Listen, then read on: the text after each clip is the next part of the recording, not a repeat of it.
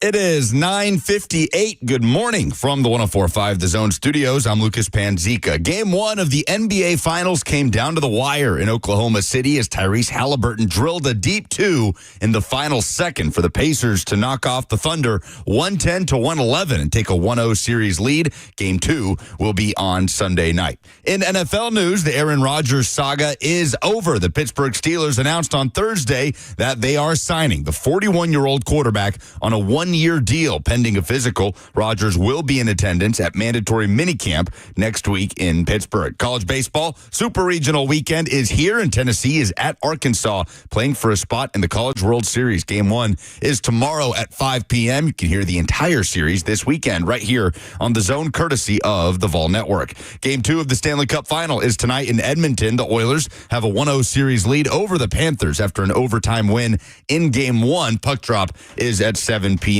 Also tonight, the Women's College World Series, a winner-take-all Game 3 in Oklahoma City, Texas, and Texas Tech, throwing first pitch at 7 p.m. For all your foundation repairs and waterproofing needs, visit USSTN.com. Breaking news at once on your home for the Titans and Vols. This is 104.5 The Zone.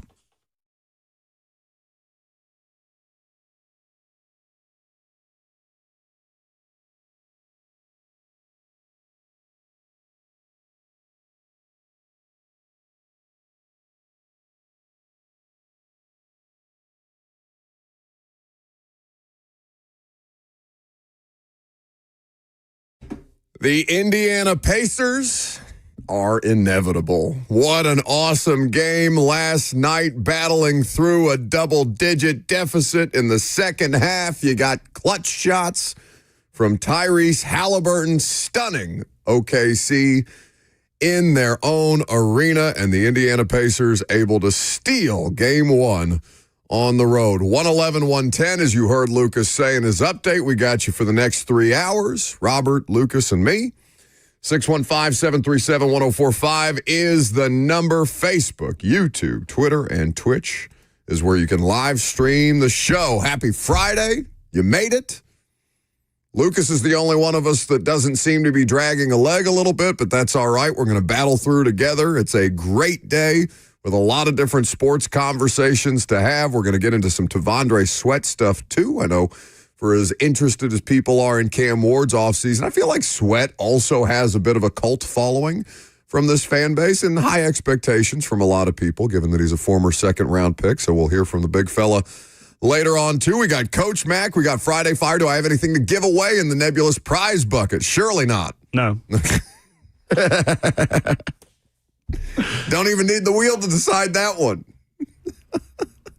But yeah, the Pacers, man. 71% of the time, the team that wins game one takes the finals. So it was absolutely critical for Indiana to get that done. And it looked like it was going to go chalk basically the entire, I don't know, I would argue about halfway through three quarters. We had an event last night that we were at, so I watched this back this morning as opposed to watching it live last night, other than finding out the results and being just delighted to find out that the Pacers were able to pull it off, because when we left the house while we were watching it at my place before we had this event, OKC was very much comfortably in control of the thing, and then Indiana just starts to chip away and is able to get the last-second shot off Tyrese Halliburton. I mean, what more of a star turn could one individual player have? Because we thought that it was going to be Jalen Brunson being coronated as, one of these next. I mean, Jalen Brunson is a star in the NBA,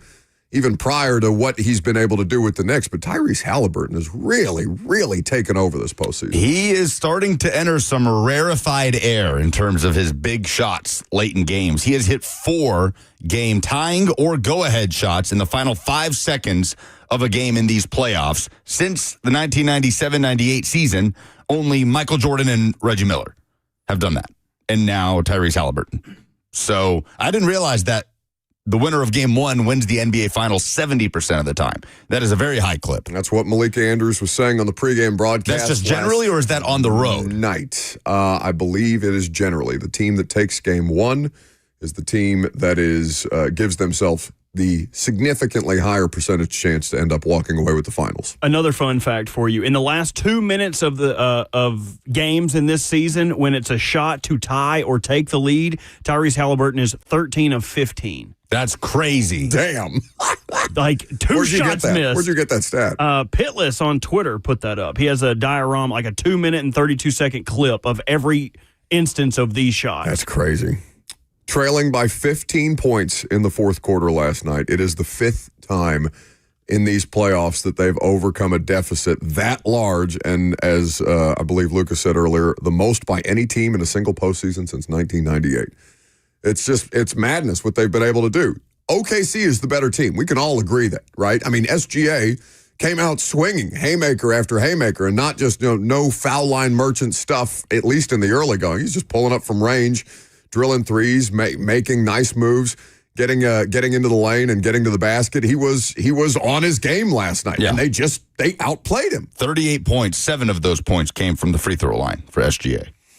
So 24 turnovers is the thing that most stands out if you're just looking at the box score about this game. 24 turnovers for Indiana, which is the most that they've had in any single game this year. And for a team that is a franchise that's trying to secure its first NBA Finals, there's not a bigger galvanizing thing that they could have done than the way that they went about winning that game last night.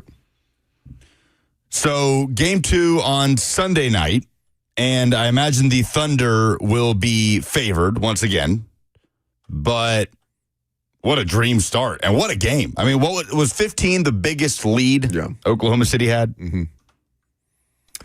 And for Indiana, I mean, if you can cut down on the turnovers, you're right there. It's going to be curious to see how big an advantage home court actually is in the NBA Finals, because throughout the course of the postseason this year, it's been pretty suspect, to be honest with you, with the Pacers being able to go into Madison Square Garden and winning on the road. It was basically 500 for teams competing on the road, or the road team being able to win on the road that way. It's been a really, I don't know, it's been a really difficult thing to kind of predict how these things go. I feel like basketball is usually the easiest sport to just have a guess on, right? Because more often than not, the better team is going to win. One individual player can impact the results in basketball as much as any other team sport. And I feel like this postseason, you've just really not been able to nail it down that way. No, this thing has felt as wide open as, I don't know, the last time an NBA playoffs felt like this. And the Thunder,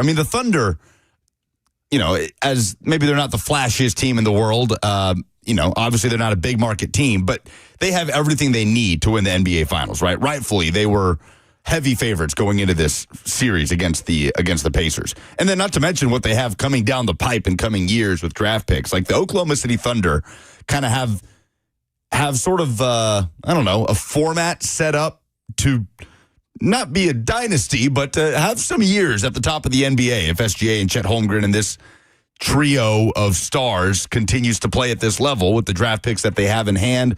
They're still the youngest team in the NBA. So for the Pacers to come in and kind of crash that party, that would be the coolest NBA Finals storyline. I mean, since when? Since LeBron winning for Cleveland? Oh, that's a good question. And for Halliburton in particular, did you guys talk at all while I was at practice on Tuesday? I don't know if it made an appearance in Oh No or not, about Pascal Siakam winning the Eastern Conference. Oh, yeah. Halliburton. MVP, and Halliburton kind of like starting to creep towards the trophy presentation, thinking, understandably so, that he was going to be the conference finals MVP, and just continuing to deliver with these clutch shots. And, Pascal Siakam is a really, really good player and is a critical part of how the Pacers have been able to get to this point. But I wonder if we don't look back at that after the fact. It's one of those random sports trivia facts, like who won the Eastern Conference Finals MVP the year that the Indiana Pacers hypothetically won the NBA title. I don't feel like a lot of people are going to guess Pascal Siakam. No, not at all. Reminder, Tyrese Halliburton, not an NBA All-Star. That's crazy.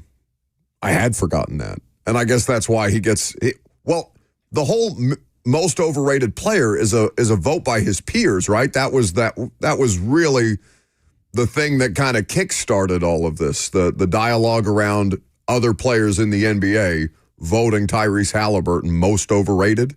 He was all NBA third team, but was not an all-star. Yeah, these regular season awards that way. They always they don't necessarily seem to hold up in the postseason by the time it comes about. And, it wasn't like he took over the game from start to finish, right? It was a pretty quiet night until he started to really turn it on. And then you had Miles Turner scoring 8 of his 15 points in the fourth quarter. Nemhard, who's been a critical player. It's good team basketball on both sides. And unfortunately for Oklahoma City, how they respond from here, they had a good game plan, right? And I know SGA wasn't super efficient. It took him a handful of shots to get to that 38, so I wouldn't say that he was, the best version of himself, but they had a good enough plan to win, and it just ended up being, at the end, Tyrese Halliburton comes up in the clutch. So game 2 on Sunday, they're going to take a couple of days. Game 2 of the Stanley Cup final is tonight. Panthers and Oilers in Edmonton, 7 p.m. puck drop.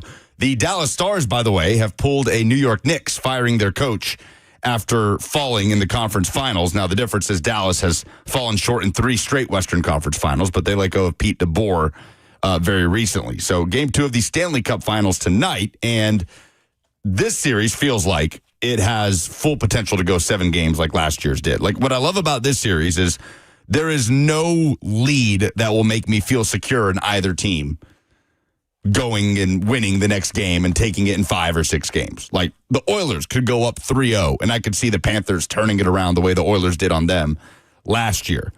Maybe that's a good poll question. Which finals last longer, Stanley Cup or NBA? Well, and that, to your point about the Stanley Cup, do you want to put that up on the poll? You can. Go ahead. I deleted your Twitter a long time ago. But nobody believes that. No reason for me to have that on my phone. The Stanley Cup in particular, though, it feels a lot different from last year because, you remember what happened last year with the Panthers. They got up a 3-0 series lead, and it just kind of feels inevitable. And then all of a sudden, these things start to kind of devolve around them, and the Panthers end up winning in 7 games, but it's just enough to rattle your cage a little bit.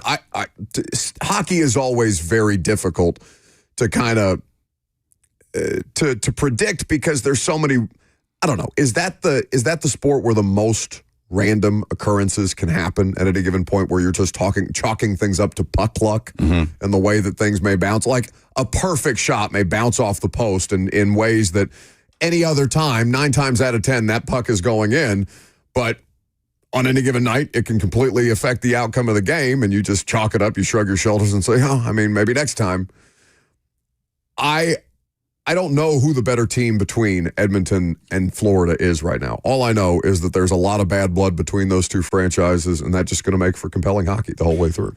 It's a big weekend, and we have to cherish these weekends because it's very easy to sit there and think that we are already in the darkness as it relates to the sports calendar, but we are not. We have a weekend where we have NBA Finals, Stanley Cup Finals action, Super Regionals going on with Tennessee going to Arkansas. Tonight is the Women's College World Series, winner-take-all Game 3 against Texas and Texas Tech. In what has honestly been a wild series and has had a lot of eyeballs, by the way. The ratings have been crazy. Been excellent for the Women's College World Series. Our buddy Greg Sage at Belmont sent us some numbers yesterday that were very impressive at ESPN. I don't know if you get those emails from ESPN PR about them touting their own sometimes rating success, but that is something that has gotten a lot of traction. 2.1 million viewers. The 5th most watched college softball game ever on ESPN platforms between Texas and Texas Tech.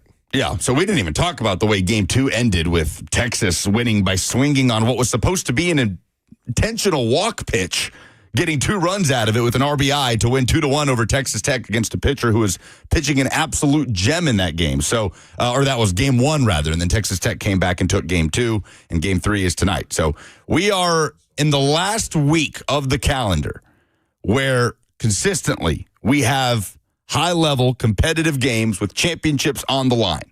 So let's cherish it. Oh, and Aaron Rodgers is going to Pittsburgh finally.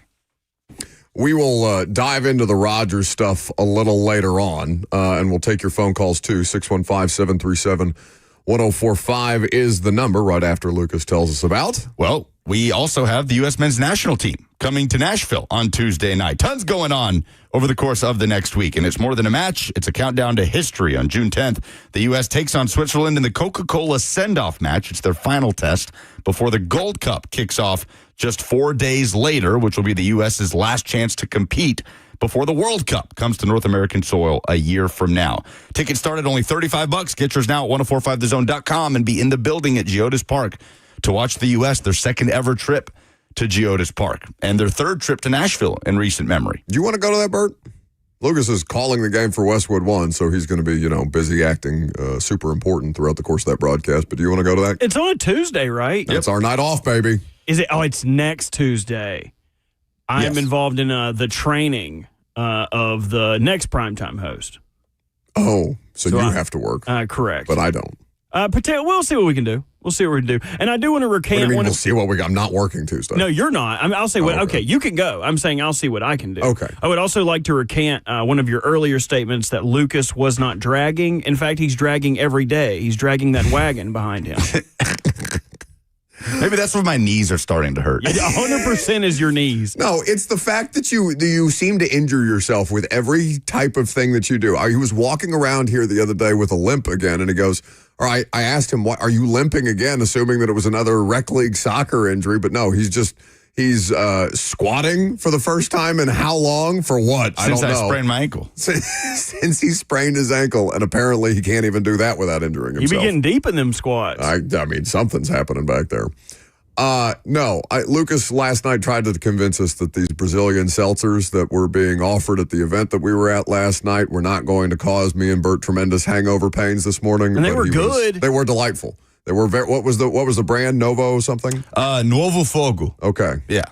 Which I had never heard of, and it was very cool. It was and they were just delightful. handing them out for free. What's that mean? Which, by the way, means new fire, which is I would also love a new fire pretty this cool. morning to be lit inside of me. Yeah, I would like one this morning to help me deal with the repercussions of the ones last night. It was an awesome time, by the way, at Lola's.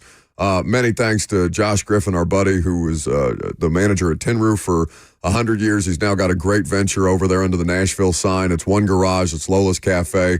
Lucas and Robert were eating gelato at, 11:30 last night? What kind of gelato did you get? Pistachio. Always pistachio. Always. It was incredible. So good. And it was just a really cool vibe in there. So really proud of Griff and all the people that he's got pulled together to put on it's cool to see somebody local who's been in the local industry scene for a long time kind of graduate to another venture and also have success with that. So we're really proud of our buddy, and we were happy to be there to support him last night. Let's get to some phone calls before we pivot to some Aaron Rodgers discussion. How about Alex and Dixon this morning? Hey, what's up, guys? Yo. I know I only have a minute to shine, so I'll keep this short and sweet. I've heard a lot of nicknames for Cam Ward, and they all stink. So I'll take over the nickname game. Welcome to the campaign trail. He don't care what you believe because he's going to make you bleed. I love you, Robert Walsh. I love you too, Alex. I'm hurting. Normally when people say nice things about you, you glow.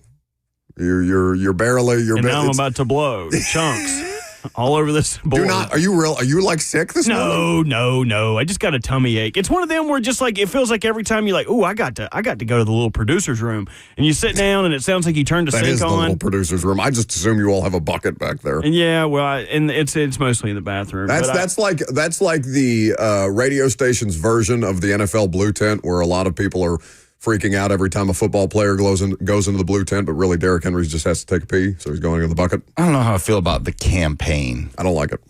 No, he did a bad I job. think we can do better. No, he had the right hype. He cut himself a promo. He acted like he was going to take over the nickname game, and then he kind of fell flat on that. The campaign, we can do a lot better. Take your phone calls, like I said, throughout the course of the morning. We'll get into some Aaron Rodgers stuff coming up next.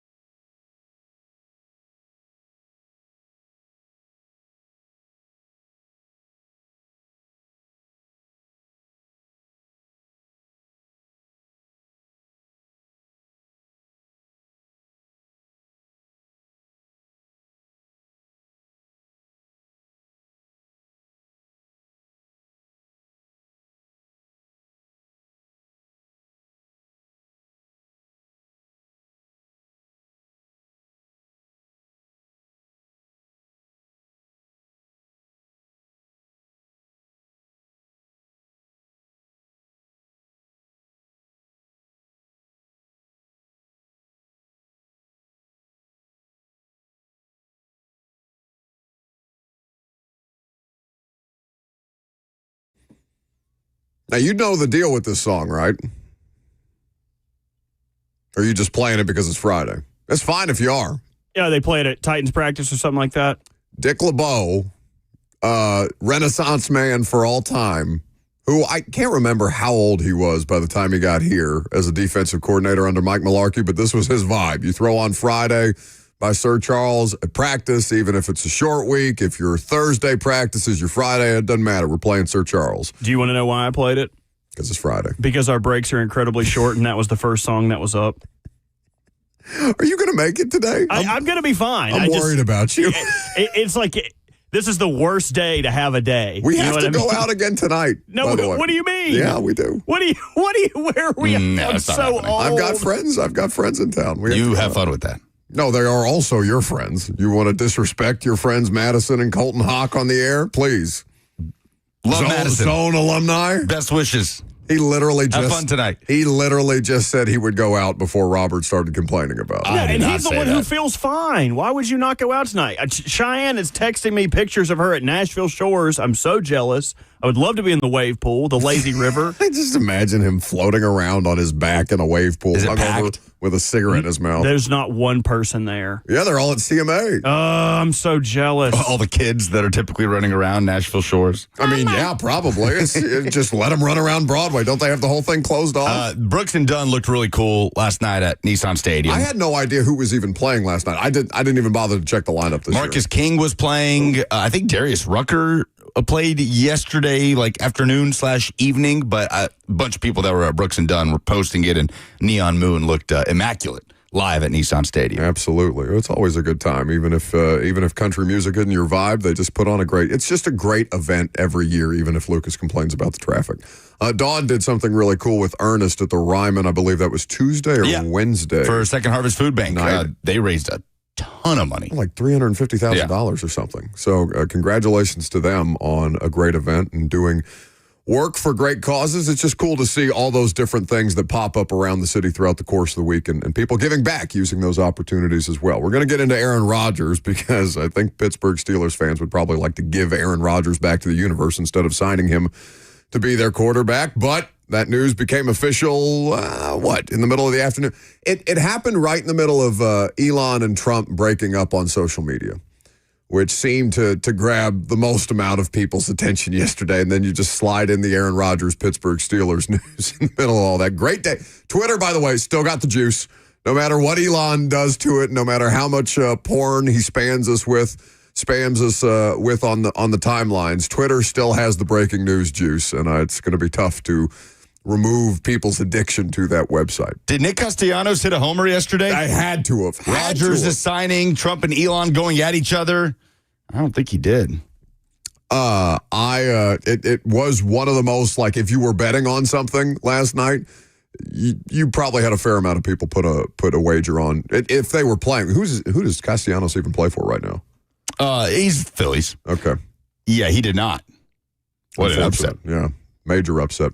We'll take your phone calls first before we get into the Rodgers stuff. 615-737-1045. Also, Robert ate a whole sweet potato, raw sweet potato. Not a whole one. It was in my sleep also. I didn't have any control over the matter. I got woken up by Cheyenne did you eat this? We'll get to it. That's a tease. How about, let's start with, is it just Jay in Nashville?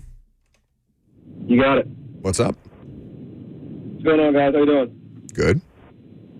Man, just talk about the Aaron Rodgers thing. I don't get it from his side of things because if the Jets didn't work out and you're going to a lower-graded offensive line, probably a worse defense, your only real weapon is DK Metcalf, your running back is Jalen Warren, you're coming off an Achilles 1 year ago.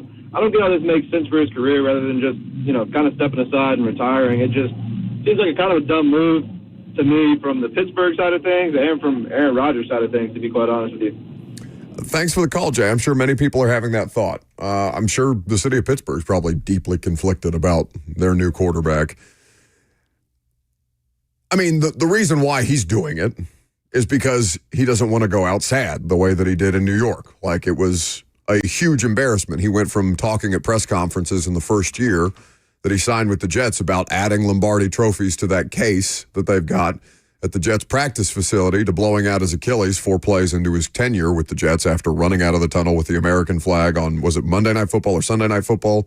Either way, primetime game, under the lights, fireworks, flyovers, the whole thing. Aaron Rodgers, Patriot for all time. Then he blows out his knee, and Jets fans are besides themselves. And the rest of the thing just, it tailspins from there to where he ends up having a worse record. And I know wins and losses are not the way to judge quarterbacks outright, but he ends up having a worse starting record as a quarterback in his full year as a starter with the Jets than Zach Wilson did the year prior. So, of course, he doesn't want Aaron Rodgers. Aaron Rodgers is a Hall of Fame player, right? We can just kind of put that, earmark that. Maybe, I don't know, you can have the first ballot conversation if you want to. But I'm going to assume that at some point down the road, Aaron Rodgers is going to be in the Pro Football Hall of Fame.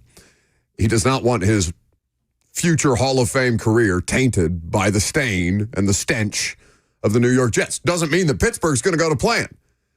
But how often do we see who has done this successfully, where they just call it quits at the absolute right time, especially in football? Well, it felt like Brady could have played until 45. It did feel like that, but we were starting to see things. You're talking about a quarterback specifically? No, I'm talking about just a competitor where you look at a professional athlete and they think that they've still got it and that they still are, almost deluded in their own heads to the point where I can overcome this. I have the tools. I have the training. I have all of these things, but their body just doesn't keep up with them anymore and just decides, you know what, I'm going to walk away at the right time. Because even Brady probably let it go a year or two. Yeah, Calvin Johnson is the first one that comes to mind. Well, that's because the Lions ran him and Barry Sanders literally off. But Frank Ragnow, but he, according to a statement, literally could not go on despite wanting to at the age of 29. This is the most fascinating experiment in the NFL since Tom Brady arrived in Tampa.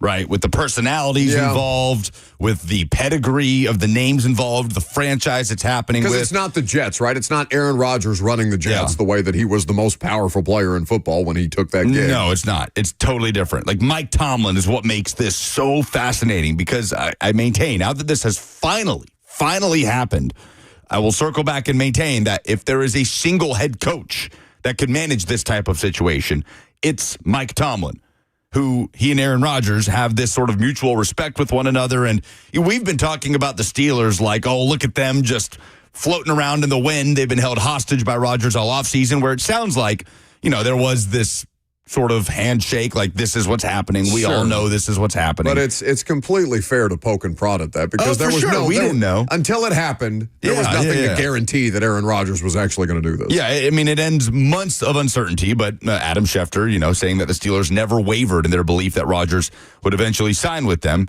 It is still pending a physical. So wouldn't that be just the most logical end to all of this is that he fails a physical and can't play this year. But I'm so interested in this. Like, what's more likely here?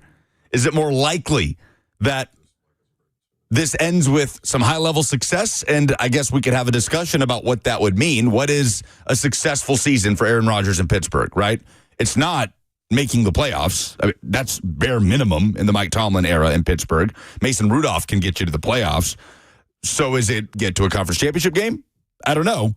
But is it more likely that they reach that level of success, whatever bar we set for that? Or is it more likely that this is an unmitigated disaster? Speaking of unmitigated disasters, our bowling skills. Hey. Come watch them as 104.5 The Zone brings back the Split Happens Bowling Bash. You Special don't know guests that I'm and a bad listeners. bowler? Thursday, June 26th at King's Dining and Entertainment in Cool Springs. Bowling, food, drinks, prizes, and more. And it's free. You just got to RSVP.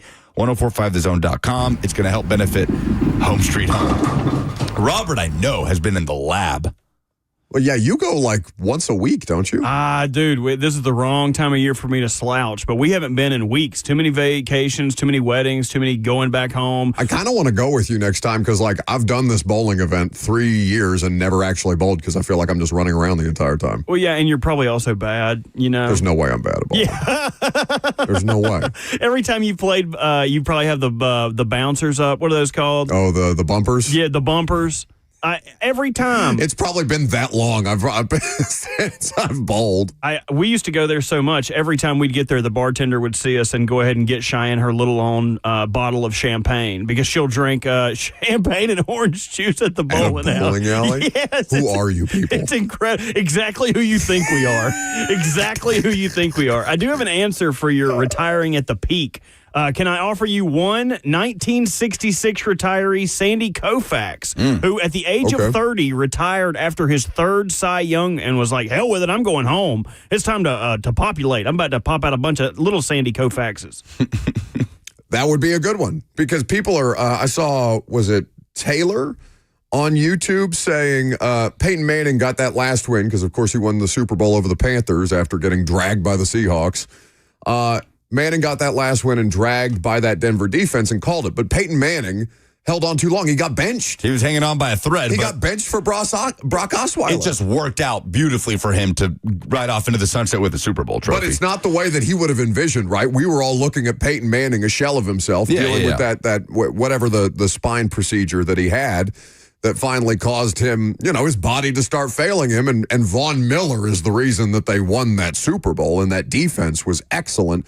Peyton Manning was a passenger, and not even a passenger the whole way through because Osweiler had to be inserted into the lineup. I think it was Gary Kubiak was still the coach. Yep. Well, I think we need to define this as the Friends retirees because Friends famously retired when they were on top. Friends did not wait until they had, it's a bad season, or, Ross doesn't want to do this season again. Show? The show Friends, yes. I never liked Friends. I will agree with you. Friends is a B- show. And it's a knockoff, isn't it? I mean, not so much. I mean, every sitcom is in a way or another a knockoff. Isn't there some underlying theme with Friends that like they just basically stole the plot from another show and made it a more successful version of that other show? Potentially. I mean, that's how I see How I Met Your Mother.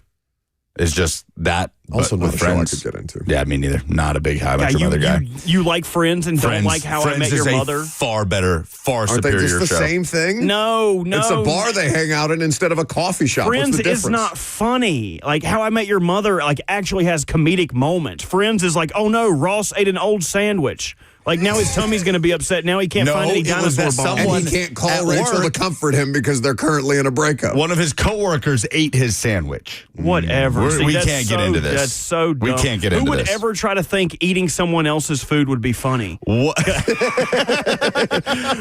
is the funniest outcome between Rodgers and the Steelers?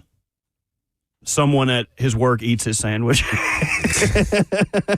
it's DK Metcalf. Yeah. Friends writers. Like, I can think of Go something. say something to him, It's Rodgers. literally like life. Like, are you going to eat your cornbread? Like, yes, he's going to eat his cornbread. Matter of fact, like, who is the Eddie Murphy for Aaron Rodgers? Can we just make them a season-long Hard Knocks and put a laugh track under it? Yes. Do that. That would be such a better version of Hard Knocks. Like, that would actually get me to care about Hard Knocks again.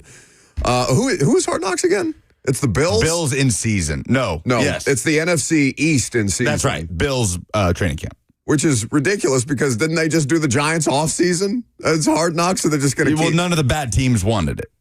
Literally. They all said no after they watched Joe Shane embarrass himself. Sure. They said the only way that the Bills would do this is if their head coach would no longer make 9/11 references to pump up the team. They're like, look, dude, you can do whatever you want to. Just stop with that. Put it in writing. All right. So now this may just be AI, but Google is saying that the sitcom Friends is often described as having taken inspiration, which is a diplomatic way to put stealing, from the earlier sitcom Living Single. The F&M Bing chat is also pointing that out. Okay. Very good. Can we hear from Ian Rappaport on Aaron Rodgers' contract? It's a one-year deal, but we don't have the money on it. But Rappaport was kind of, indicating what it might look like. The story of the offseason has now reached a conclusion and a point where it feels like we all felt it would go. Aaron Rodgers is expected to join the Pittsburgh Steelers. The story that we have been following all offseason for the last several weeks, the last several months, the last forever. It has been the entire offseason. I'm wondering, is Aaron Rodgers going to retire? Is he waiting for the Vikings? Is there some mystery team? Or is it just the Pittsburgh Steelers, which always made the most sense, the team that pursued him. The only team he visited, the team that was patient, General Manager Omar Khan and Coach Mike Tomlin said several times that they are going to respect Aaron Rodgers' decision-making and his process for doing so. Rodgers dealing with some personal situations, wanted to stay away from the field during the spring. Not a big spring OTA, guys. Anyway, it has always seemed like the most logical solution for Aaron Rodgers to do what he does during the spring, get with the Steelers before mandatory minicamp, sign, get the playbook, maybe meet with reporters. We'll see if that ends up happening next week, but basically wrap it all up before everyone goes away for the summer. Then business as usual in Latrobe, where Aaron Rodgers is going to be the quarterback for the Pittsburgh Steelers. You mentioned the one-year deal. Still no firm and final financial terms. Aaron Rodgers said on the Pat McAfee show he would play for just $10 million. That's what he told teams. I actually would expect the base to be probably somewhere around there with some incentives to get a little higher. It is not going to be a big money deal. That is not what it is about. It is about finishing Rodgers' career right. And for the Pittsburgh Steelers going deeper into the playoffs, all sides hope that is now the case with Rodgers officially landing in Pittsburgh. $10 million base. Like, that's what, Russell Wilson signed a 1-year, $10.5 million deal with the Giants. That's an interesting question. And I know it doesn't matter because Titans fans have Cam Ward, and they're, probably more satisfied with that than they would be the stopgap solutions that we contemplated prior to Combine and stuff like that. But I don't know, does $10 million make you think any differently about Aaron Rodgers? I don't think it should, because I think it's appropriate based on what he was able to do or not do last year. That's just kind of where it's at.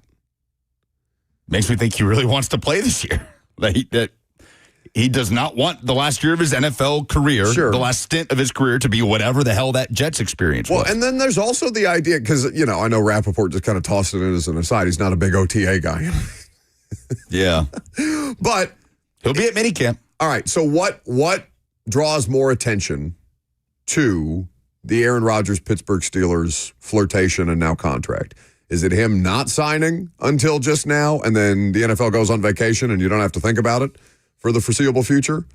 And then you come back and it's, you've had 6 weeks to basically simmer on it before training camp? Or does Aaron Rodgers not being there draw more attention than his actual signing? If you understand what I'm saying. Like, what poses the bigger distraction? Because, we know football coaches like Mike Tomlin just hate distractions. You're saying if Rodgers signed and then didn't show up to OTAs? Yeah. Yeah, I got you. Yeah, no, it all kind of makes sense. Based on what we know about Aaron Rodgers and just how he wants to operate at this age, at this point in the offseason, like, the way this has gone, yes, it's been annoying that it's just dragged on and on and on, and it's been a total wild card. They say now, like, well, they always knew this is how it was going to turn out. And that makes sense. Like, I understand. I can believe that there was this sort of handshake. Rodgers and Tomlin, hey, this is how we're going to handle it. We'll ignore all the noise, but I'll be there for minicamp. I'm not going to be there for OTAs. But it was just annoying to have to sit there and have no idea. The whole thing is annoying. Like, he is annoying. But I can understand that. It is.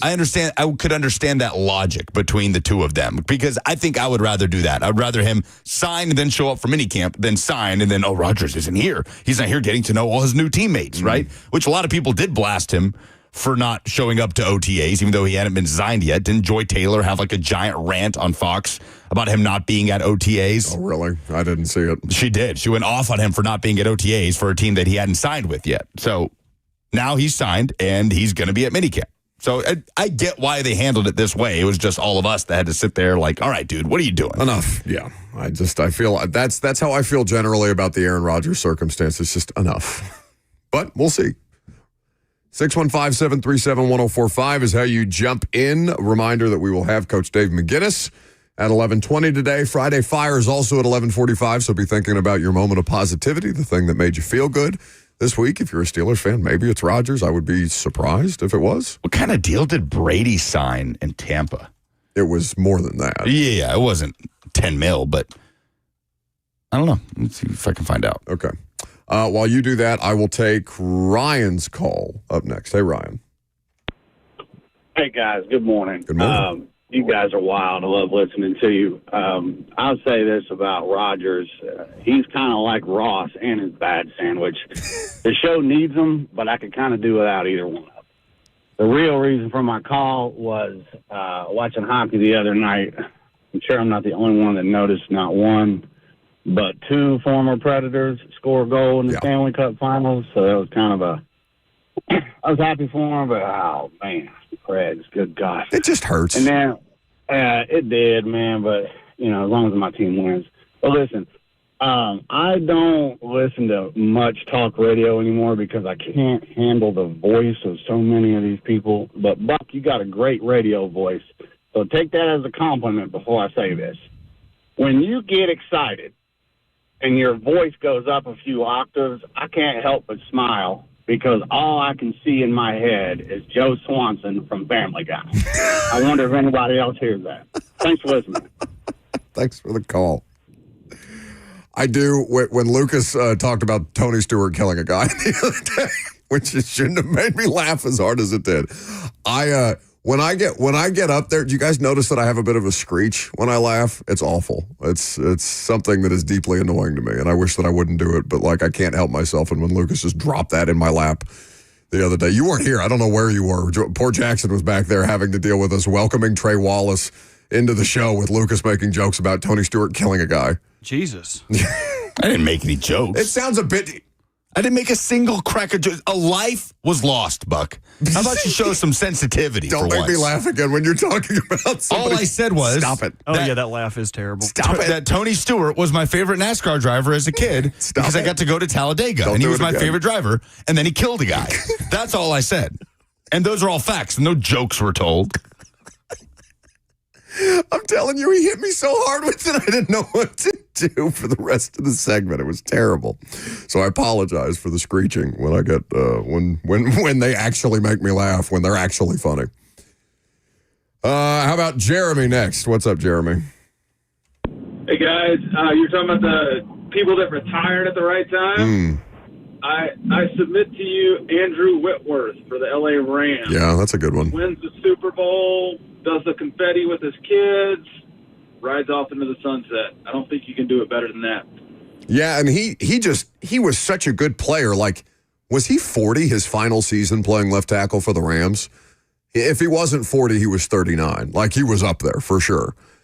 And he's just such a spectacular player for so long in Cincinnati, and then ultimately when he ended up going over to L.A., Whitworth ending with that Super Bowl that the Rams won after they traded for Matt Stafford. And then, having one of the more, I guess I didn't really know anything about Andrew Whitworth prior to his media career. I knew he was a great player, but I didn't know that he was also going to be good on television. I don't know that anybody has had a more seamless transition into their next phase than Whitworth has.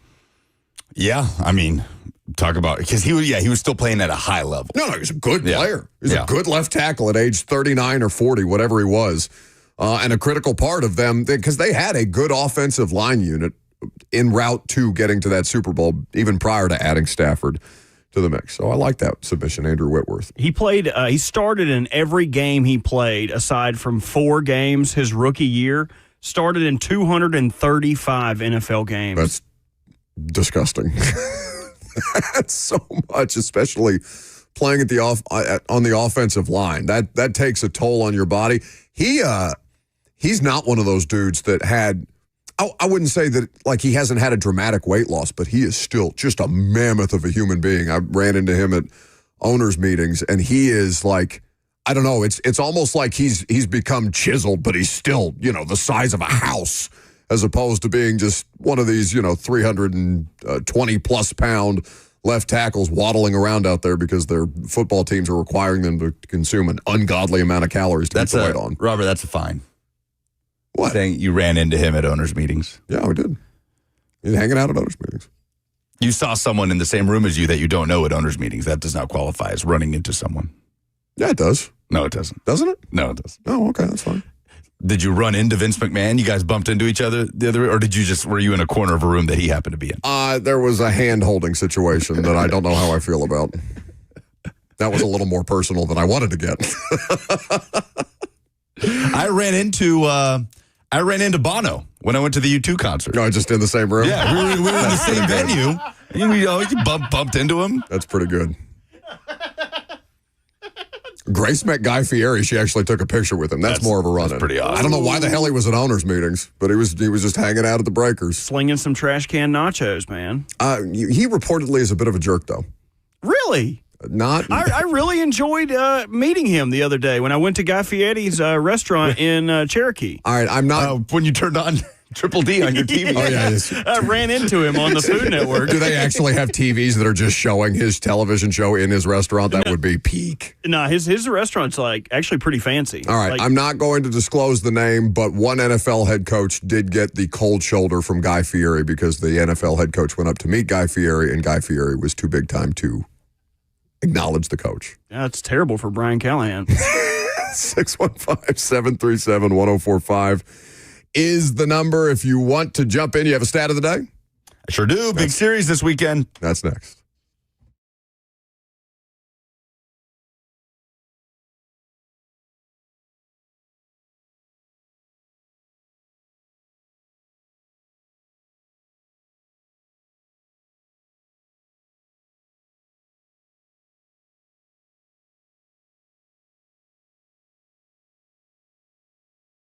Would you like to hit the buzzer beater with your retirement goals? Then call Trajan Wealth today to learn about their tailored wealth management solutions.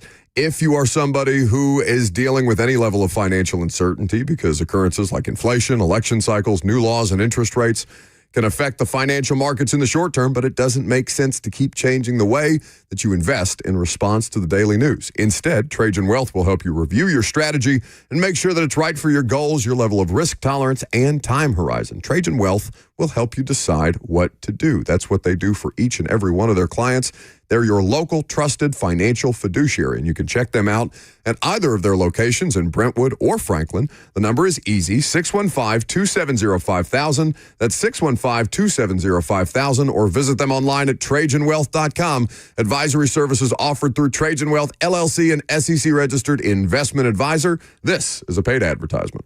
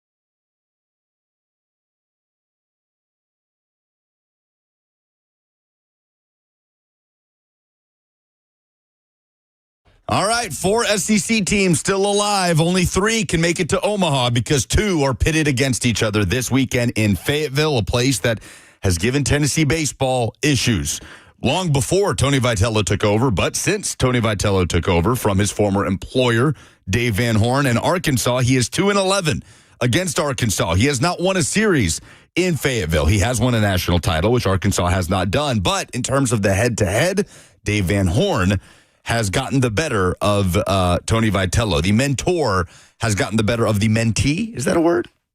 I believe that's correct. Mentor, mentee? That's what men drink. Student, teacher? At parties. Mentee? Mentee, yes. Master and Padawan? Anyway, These two teams met in the regular season so finale. Badly somebody to give him a fake laugh on that joke. Regular season finale.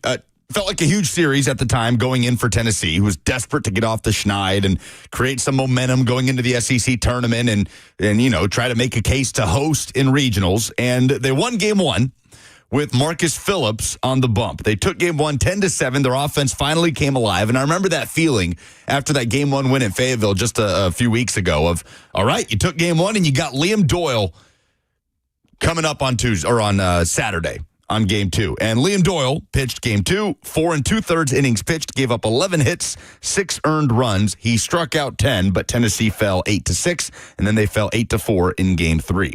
I would expect Liam Doyle to pitch game two once again, even though, maybe you could see Tony rolling him out in game one because he's got that extra day of rest with the series starting on Saturday rather than Friday. But Tony Vitello hasn't typically messed with that order of things going from starters games 1, 2, and 3 in the postseason. So I'm fully expecting Marcus Phillips pitching game one, Liam Doyle pitching game two, who, by the way, has been nominated for the Pitcher of the Year award, the Golden Spikes, which no Tennessee pitcher has ever won. He's one of the best arms in all of college baseball this year. And the other thing Tennessee is dealing with this weekend is they're without their starting catcher on Saturday for game one. Cannon Peebles was suspended for jawing back and forth with the Wake Forest catcher during regionals, and he got tossed, which was tough because it was late in the game. Tennessee had a healthy lead, felt like they were about to coast into supers, and then you lose your catcher, Cannon Peebles, who drove in 2 runs in that game one win, 10-7 at Arkansas in the regular season finale series. This was Tony Vitello talking about who's stepping up for Cannon Peebles in game one when he's suspended. I fully understand it's not exactly an SEC conference series, but it's an SEC series, and he's caught in SEC games, and we've won some of those games too. So he's prepared. And then with his work ethic, that was one of my favorite things about last year's group, and he was a part of it. It just, as a culture Coach E has created with the catchers, is you put in extra work, and when you are working, you have an intent approach to it. So he's a part of that group. So I'd kind of say the same thing about anyone, but yeah, you mentioned the teammate factor. There is a little bit of a difference there with Stone, and on top of the fact I think he's prepared. You're not going to find a coach, when I go back to the office, the whole staff's going to be up there. You're not going to find somebody that's not excited to see him play. And I guess equally I could say, if you wanted to tap any of our pitchers on the shoulder before they get on the bus tomorrow, you're not going to find one that's not excited to throw to him or willing to throw to him and enjoy that camaraderie that's there. That's Tony Vitello talking about Stone Lawless, who will be stepping in for Cannon Peebles. What a name, Stone Lawless. I've never met the guy. I've run into him, watching him on TV by Buck's logic of running into someone, but I've never met the guy. And I just imagine that with that name, he's a perfect fit in Tony Vitello's program. So he will play for Cannon Peebles. Brandon on the F&M Bank chat. Yes, just fully going name alone. I expect him to drive in at least 4 homers, or at least 4 RBIs, I should say, on Saturday. Brandon says Arkansas has a relentless 1 through 9 lineup, no easy outs. Liam Doyle is a bit of a psycho, and that's according to Tony Vitello, and we saw some of that come out, how fired up he was coming off the mound as he came in to close out the Wake Forest game on Monday night to take Tennessee to Super Regionals. So Liam Doyle will remember what happened to him last time he was in Fayetteville for Game 2.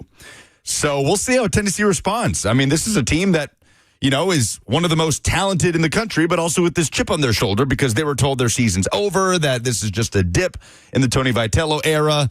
And we'll see if they're able to sustain and win in what would be an upset of a series win to get to Omaha to knock off Arkansas, who is the number 3 overall seed. If they did that, and I don't know how they would handle themselves after the fact, right? They haven't been as bold and brash as like previous Vols baseball teams. There's nothing super polarizing. I mean, what's the most polarizing thing about the Tennessee baseball team? Because I know Chipper Jones was going at Vols fans. He didn't really name Tennessee, but he just kind of, you knew who he was talking about. We get it. We get it, Chipper. We understand. Because then he came back after the fact on social media and he was saying, I didn't name any specific fan bases, but guess who added me the most? It's like, okay, we get it. You found the Vols beehive and you whacked it a couple of times. You got Will Bowling's house divided. Like his Atlanta Braves, like tormenting the Vols. Oh, that's right. Yeah, Chipper Jones, the Braves legend, tweeted June 3rd, 3 days ago. Spent quite a bit of time watching college baseball this weekend. I will only watch a select few teams from here on out. Reason? They have coaches that respect the game and their opponents and demand the same of their players. Any team that doesn't wear the uni correctly, taunts the other team, and has a coach that condones this behavior is a disgrace to the game. Big fan of Coach Schnall at Coastal Carolina. Him and his team represent what college baseball should be like. Well done, sir. You stand for proper behavior. And then came the replies. And Chipper Jones tweeted later, getting smoke from 3 fan bases over my post last night. 3 and only 3. Never mentioned any school by name other than complimenting Coastal. And he's been going back and forth with, yes, a lot of Vol fans, unsurprisingly.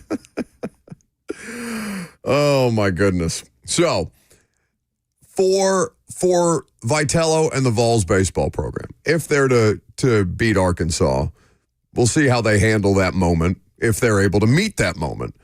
But I feel like there's another potential villain's run on the horizon if they actually, find a way and sneak into Omaha somehow, some way. Did you read Ryan McGee's sit down with Tony Vitello this morning on ESPN.com? And it's, basically the theme of it is he's not for everybody, Vitello specifically, but he understands how to get guys through different moments. And he's had a couple of different moments in his tenure at Tennessee.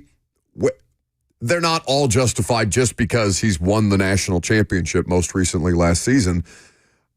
But it's a fascinating point in his career timeline or his career arc, Vitello, to see how he gets this specific team up and prepared to play an opponent that is no slouch, especially given what this season has been for them in title defense. Yeah, I get the consternation, especially when Tennessee is on the losing end. After that game against Vanderbilt, the game 3 in Knoxville that they lost to lose the series, and the amount of chirping from the Tennessee dugout, and then running out onto the field, and they had to kind of separate some players. Even I was like, all right, guys, they just came in here. They came into your house and beat you. Let's not do this. I was cringing at that. I understand the reaction that this team provokes, but I also know that players worship Tony Vitello. They love playing for him. He has never had a sort of incident like a Kevin O'Sullivan situation, belittling, other teams, players and umpires and NCAA officials in a loud, boisterous way. He has never had a Wake Forest moment where the head coach is slurs, literally saying a slur that gets caught on camera.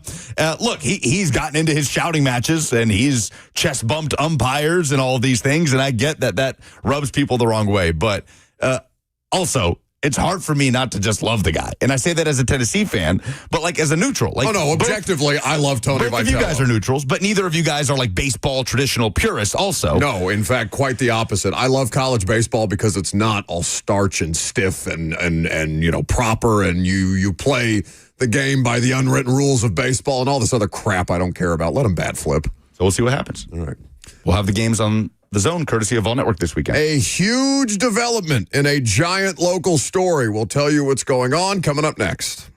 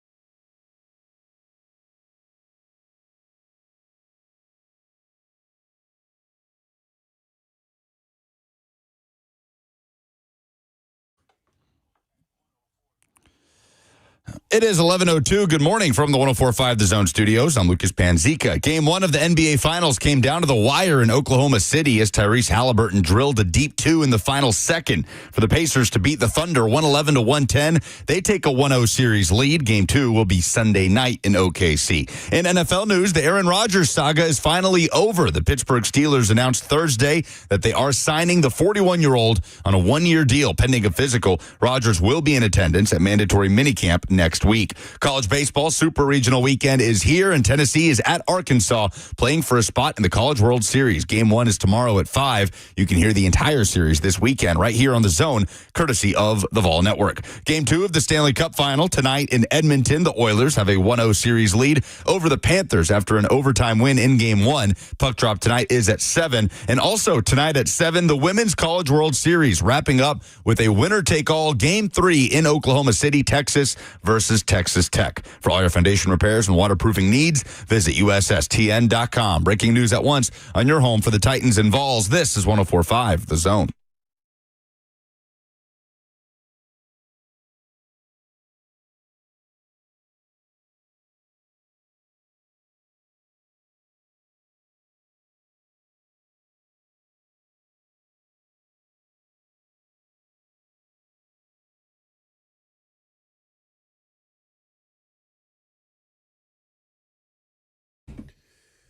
Now, we have been covering one giant local news story exhaustively around here on this show. We've even gone so far as to offer our services to the Metro Nashville Police Department to see if we can aid in the search for the missing zebra, who apparently is named Ed. It was spotted this morning. It's been on the loose since last Saturday, May 31st. This thing has been on the run. Purchased in Texas, brought to Rutherford County on Friday night, and the owner then reporting it missing the very next morning. It's been spotted on Ring cameras. It's been traipsing down the highway. It's got the full run of apparently now Christiana, Tennessee, where it was most recently spotted by WSMV, I believe, their Skycam earlier today, documenting images of the zebra. They found him. Well, they found him, but they haven't been able to secure him, correct? He is moving. Like, that zebra has not stopped for air. These things feels like outrun lions for a living, okay? They're not worried about your for Skycam. a literal living. They're not worried about your Skycam. He'll just keep going. I'm concerned about the well-being of the zebra. I hope the person who recently purchased the zebra does not regain the rights to the zebra, because shame on you, for one, buying a wild animal, and two, being able to not even be able to secure it for 24 hours before this thing just let loose and wreaking havoc on Middle Tennessee. It's not really wreaking havoc. It's just, seems to be enjoying himself. Honestly, they should just let him be free. Like, what until you see a zebra hit on the side of the highway, and then you're going to feel bad. Well, sure, but I think you're being the most morose there you could possibly be. Let's just let him out, let him do his thing, and it's kind of like in Winston, we had flying squirrels. And they would be like, oh, they ain't no flying squirrels, because they did tests on them in a lab for Baptist Hospital. And they would get out. Sometimes monkeys would get out, and they would just let them live. You'd be kayaking down the Yadkin River and see, like, monkeys swinging. I say we just let him out there. It's kind of like, what's that movie where they drop the deadliest game? And it's like this dude gets dropped off on this. The Most Dangerous Game? Most Dangerous Game. You talking about that thing where the dude hunts people for a living? People. Yes. So, like, we have been trying to catch this dude for almost a week now, and we have been unsuccessful. I think he has earned his freedom. He has earned his right to be a Nashvilleian. Are you making this like the Zebra Underground Railroad? What do you mean? Like, if he's lost for so long, the poor guy looks so stressed. He's probably freaking out. Okay. Yeah, because it's a zebra that was in Texas, brought to Nashville to be a pet, and said, bleep yourselves, I'm out. Okay, do you think he would be more stressed living out there, doing what zebras do best, just vibing, or to be stressed, thrown in a cage, thrown in a pen, and they're like, oh, you get to eat this, eat that? No. I'm out here right now, a vigilante for the zebra, and I even looked it up. I looked up, you can't even ride a zebra. What do you mean? You can't, they are not, I looked up, how much horsepower does a zebra have? And it says The term horsepower originally referred to the power outage by a horse, but is a new measure of a kind of machine. A zebra, while strong, isn't designed to be ridden and doesn't have a psychological capacity to generate the same power as a horse. Oh, so interesting. We can't ride it. He's literally just going to be looked at there. I think go look at him in the field. Go look at him on the side of the road. Go look at him next to what's the big Grecian castle over there? The Parthenon? The Parthenon. I'm having a tough day, Grecian dude. castle. I'm having a big day. I'm having a bad day. I think that they should just let that zebra go free. Let him be. Didn't we have a tiger on the loose not that long ago? No, see, you need to put them down. I ain't having no tiger out here. Put the tiger down? Yes. What do you mean That put is the a hazard. tiger Right? down? That is Come on, dangerous. man. That tiger. Oh, okay. listen, out of if all you the let a cats- tiger out, I'm Team Tiger. I am 100% Team Tiger. If that thing wants to pick somebody out of its teeth for a living because you put it in a cage, good on the tiger. It is going to catch one person, but it is going to catch 999 cats, and all of them are going to be in your backyard. So when you Yeah. see that tiger, Tiger ends up in the backyard. he eating someone's feral cats, you're going to be sad about it. No, I think I'm still Team Tiger. Don't capture wild animals and then not have the capacity to put them in a situation that is going to be safe for them and other people. If you don't, whatever harm befalls you, that's on you, bud. I'm Team Zebra. I'm Team Tiger. Let these things do what they wish with the human population that seeks to control them. I have no interest in seeing people succeed in these stories. So we have eyes on the zebra. But we don't have that's it. the containment of the zebra. Because, Yes. again, these things will fracture your skull with a swift kick to the chest or the head if you let them, if you get anywhere near them. What, are you going to rodeo clown it? Like, there's no way. Okay, something like that. Are you guys familiar with Robin Big? Rob Dyrdek and his bodyguard used to have a show on MTV. They were Let me tell you about my best friend. They had an episode where Rob would pull pranks on people, and he bought a net gun. I am looking at said net gun on the internet right now. How much do you think what is this defined as? Lightly used net gun? No, this is brand spanking new. Ultra Net HD animal catching capacity net gun. How much do you think it is worth? $1,500. $1,500 from him. Lucas? 1,800. Ross? Don't look over here at the number, Goober. Just say a number. About 4,100. Ross ruined it. $4,148. Did he cheat? Yes, he looked over here at it. What do you expect? That head ain't full of knowledge. It's full of hair. Well, I think that's our best case. We put up one of those GoFundMes, buy us a net gun, and in return, I will go catch that zebra. Which would be the better fight, Robert Walsh with a net gun versus the zebra, or Donald Trump and Elon Musk in a celebrity boxing match? Because since we're doing Jake Paul and Mike Tyson and all these other stupid things, why not just put the president of the United States in the ring versus Elon Musk, and let's make some money for charity. Let's take the beef off Twitter, boys. Get in a ring. That would break Netflix. Tyson and Paul broke Netflix. That's what I'm saying. Netflix is sweating just thinking about it. I mean, yeah. That would get quadruple. That would get 1 million times the viewership.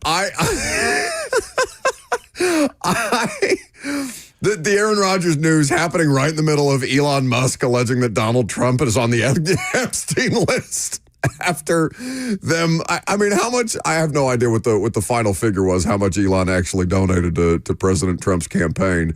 But seeing that happen on social media yesterday, I know it's a sports show, but we're talking about it within the context of a celebrity boxing match if it's going to get too hot. I mean, it's already beef of the year. Kendrick Drake, that was 2024 the way. But Musk-Trump is 2025. It just delights me that the most public male breakup during Pride Month is Donald Trump and Elon Musk. $288 million. That's excellent. That's how much Elon spent? Drop in the bucket. I don't know, man. You've seen Tesla stock lately? You got to do something to keep it from bottoming out. Anyway, 615-737-1045 is the number if you would like to jump in. Coach Dave McGinnis of Titans Radio is going to join us coming up next, and we will get into the things that are happening at OTAs. Titans, I believe, have something going on at a local high school today. I need to go back and check my email on that. I think there was some level of advisory that we were given about high school engagement with the Titans this week, but I will get you more information on that coming up next, right after we talk to Coach Mack.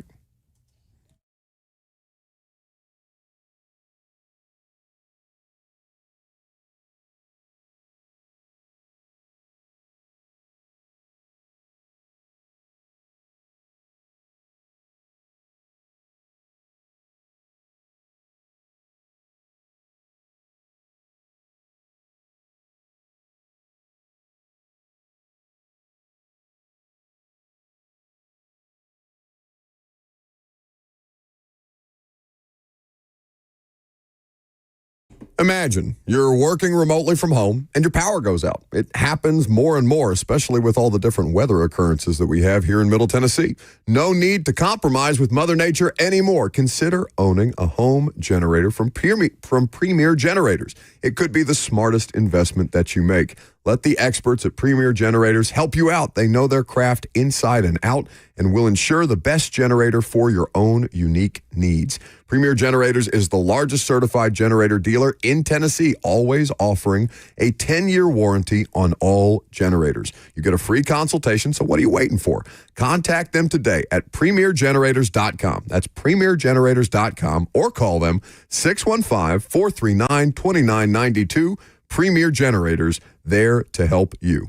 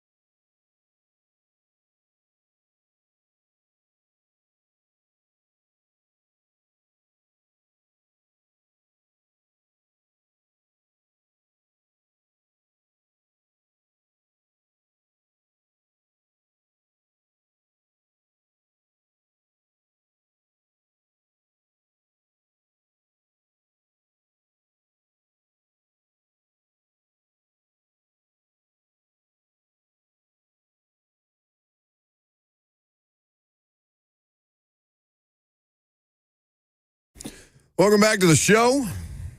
Fueled by Hattie B's Hot Chicken. Coach Dave McGinnis will join us here in just a second. Titans not having a practice today, so here's what they're doing. It's not the entire team, but it's just the rookie class. They are attending a youth football camp this morning they're hosting their second of 4 youth football camps at Christ Presbyterian Academy. Are you familiar? Yeah, CPA, great program led by head coach Ingle Martin. A lot of championships over there. Oh, I suppose that. I guess I've never actually known what CPA stands for. I know CPA, Christ Presbyterian Academy. All right, that makes sense. Titans rookie class be in attendance to help teach participants proper football fundamentals, skills, and position techniques, as well as teamwork skills and the value of good character. In addition to the Titans players, instruction will be led by Tennessee high school and college coaches. So that's cool. What's going on at CPA today? this morning. I guess the rookies have been out there palling around and teaching the young guys how to get ready for competition. Dude, high school football season is like right there. I mean, in like two months, teams are going to be gearing up for week one. So what does that mean? Are you doing high school football anymore? I'll be doing the games on my TV 30 again in 2025. Looking forward to it. What we always look forward to is Coach Mack, Coach Dave McGinnis. He's got some My TV 30. Mack's got just about experience everywhere. Mack has done a game or two on My TV 30 Friday Night Rivals. Mack, how much better has high school football gotten in Middle Tennessee? Even in the course of the last decade, it feels like the profile of a lot of these programs has really been elevated, and organically, a lot of the talent has just been excellent to see go on to the collegiate level. Well, thank you. You're 100% right. I enjoyed my time, doing some stuff with My TV 30. I was going to the games anyway, and so I was asked to do some of the games. And you're right. I think the quality has, because first of all, just the influx of people that have moved, especially to Middle Tennessee. But I've been to a lot of high school games in my time here, and I've seen it just get better and better, and the emphasis on it is huge. And plus, how involved the Tennessee Titans are with high school football here in this state in a lot of different ways. But I agree with you. But that My TV 30 I think it's an outstanding thing. Because first of all, I mean, the players and the schools and the coaches and the parents, they all deserve that recognition, and it's a big deal. I mean, I enjoy Friday nights here. Absolutely. I mean, they've become a bigger and bigger deal. I mean, it's always been a big deal, and obviously there's great local high school sports coverage here on the Zone on the weekends. But it's just been cool to see and at least look at it through Lucas's experience or watch it from afar with Lucas's experience, and just to see how many different parts of Middle Tennessee get up for high school football and the Friday Night Lights element of it. It's just, it's something wholesome about it, Mac. I enjoy it. Yeah.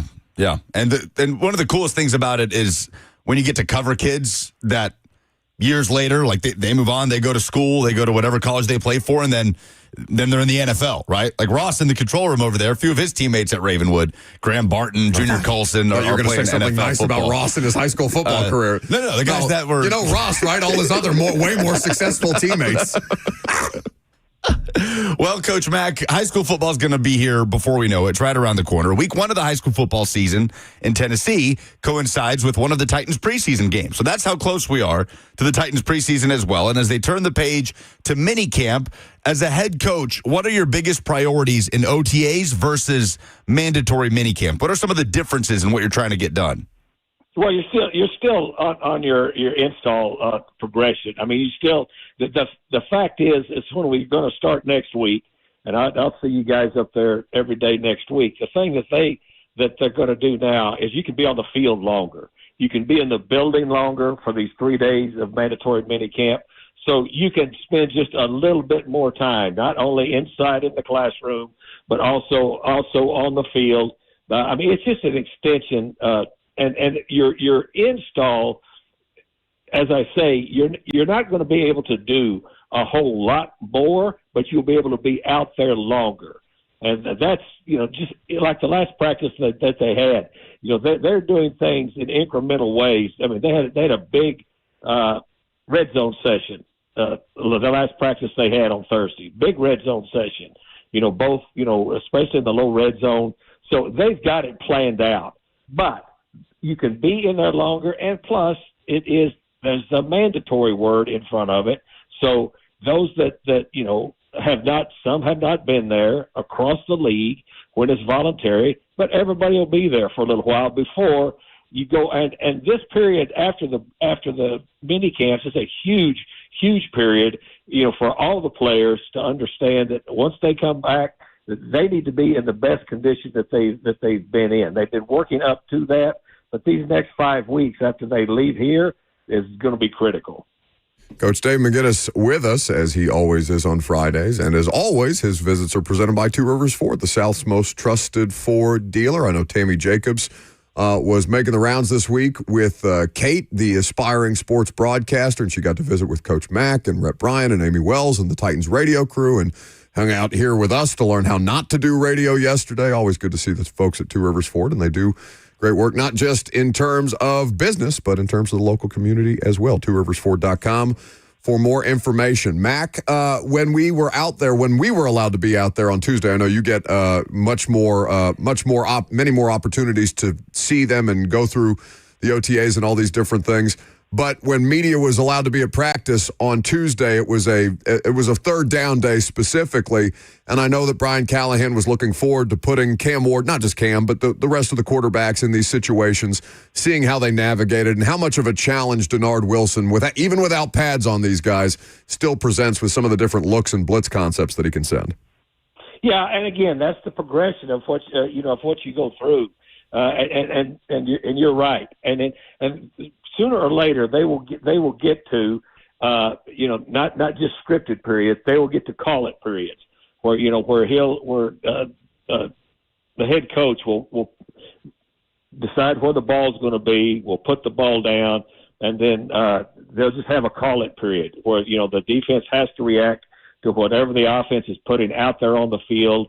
And again, the offense has to counter, and there won't be any handcuffs on anybody as far as the calls that you can make, because that's the training ground that you have to progress to. But before you get to there, I mean, there's steps that you have to take just to be able to work on things both individually and in group that you want to install on all three phases. I mean, the thing that I enjoy watching too, and you guys have watched it, is just watching Bones Fossil work with his special teams also.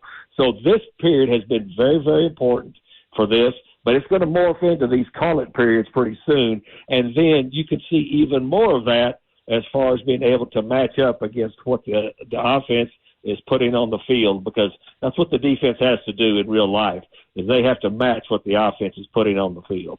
I'm glad you brought up Bones. John Fossil, the new he's not a new special teams coach. He's a very well-established NFL special teams coach, but he's new to the Titans staff this year, coming over from Dallas, and just, sheer circumstance, it seems, with his contract expiring and there being some uncertainty in Dallas with the head coaching situation at the time that allowed the Titans to pick up one of the most accomplished special teams coaches in the league. Matt, getting to talk to him for the first time, I guess that was this week. Last week when we talked to the coordinators. His approach in not watching too much of last year's special teams tape so that he would not have any biases coming in with the players, understanding that they were coached on different things than he would coach this year. And I'm sure that's much more common than people like me or maybe some fans realize, but it was a good way to understand how a new coach coming into a situation where there's a unit in desperate need of corrections would go about making those corrections without, letting other information kind of color the way that he sees things. Yeah, Buck, and the more that you're around Bones, of course, I've, known Bones for a long, long time. His dad and I coached together for a long time, and then, we're head coaches in the NFC East against each other. And then, of course, when Fish went to St. Louis, we made it a real effort to go. I talked to Reggie McKenzie about it because he was in the Raiders, when Bones' contract was up there, and that's when we got Bones to come from the Raiders to St. Louis. Look, the guy's very unique in what he does. The two best, absolute best in my career special teams coaches I've been around in my career are Alan Lowry and John Fossil. Because they approach it in a way that, first of all, people want to be on the special teams, and second of all, it's really Bones. I mean, once you talk to Bones, you will realize that there is not really anything ego related to him wanting any kind of recognition for himself. He's all in on wanting the players to enjoy being on special teams, and by doing that, it's one of the best meetings you'll ever want to go to during the week at a game prep is Bones' special teams meetings. I mean, and that's important. That's very important now because the special teams coaches, have got to bring everybody together. It's unusual, and I'm really glad. I'm really glad that he's here, and I hope you get a lot more time to be around him because he's as genuine and as proficient as anybody. As I said, in my coaching career in the National Football League, two very best, Alan Lowry, John Fossil. Yeah, it was cool to see the two of you just get the opportunity to catch up and not to pry into y'all's relationship, but it seems like he has been very effective at generating those relationships authentically throughout the course of his career, Mack. And I know you, to your point, you really enjoyed your time working with him with the Rams organization. Oh, absolutely. I mean, and he's got it. I've watched his three girls grow up because his family they're all in, and it was a good get. It was a good get for this organization and for Coach Callahan to get Bones on board, and you can already see the difference as far as just with the attitude of the special teams on the practice field, and the more that you're able to be around him, I think the more that you'll see that. Well, another get for the Titans in the offseason, Coach, was Cody Barton, the former Broncos linebacker, to come in and kind of man the middle of that defense. And that spot that's next to him is one of the most wide-open battles on the roster with James Williams, Otis Reese, Anthony Orji, Cedric Gray, tons of guys competing for that spot. At this point in the offseason program, when you don't have pads on and there's only so much that you can do in terms of time spent at the facility, what kind of things can those players competing for that spot do to start to separate themselves a little bit before we head into training camp?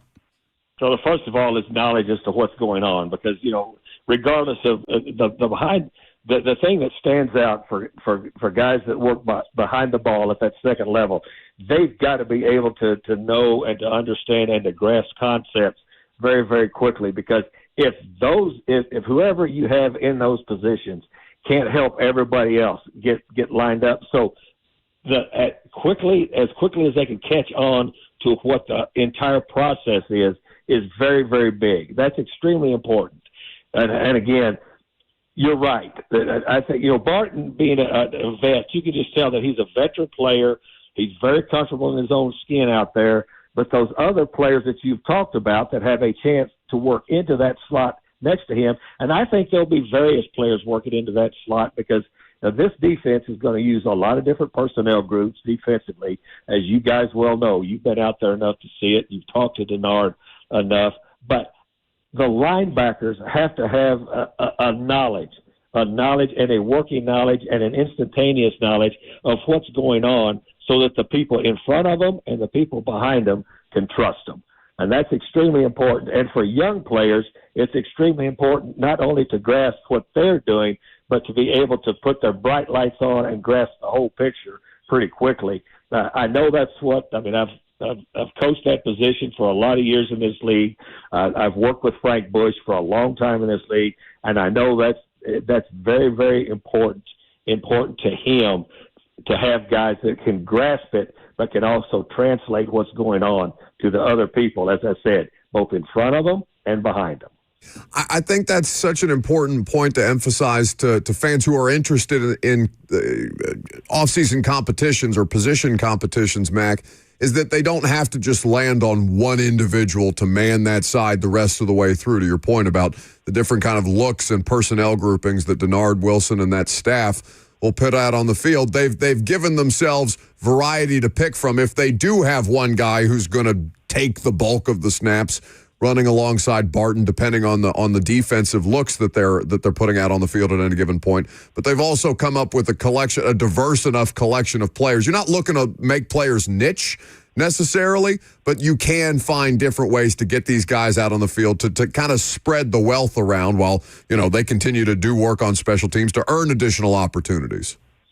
Yeah, and I spent a lot of time in the off season, talking to defensive coaches around the league as to what, the trends are and what you are trying to combat as a defensive coach. And that's what it's morphed into, because offenses are the different looks and the different things you're seeing now offensively. You've got to be able to match it, defensively. That's why you're seeing, and again, it's not unusual, but you're seeing a lot of guys that even have played in the back end as safeties being able to morph down and come in behind the ball, just because of the matchups now that are essential that you're working on across the board in the league defensively. So it's absolutely true that you've got to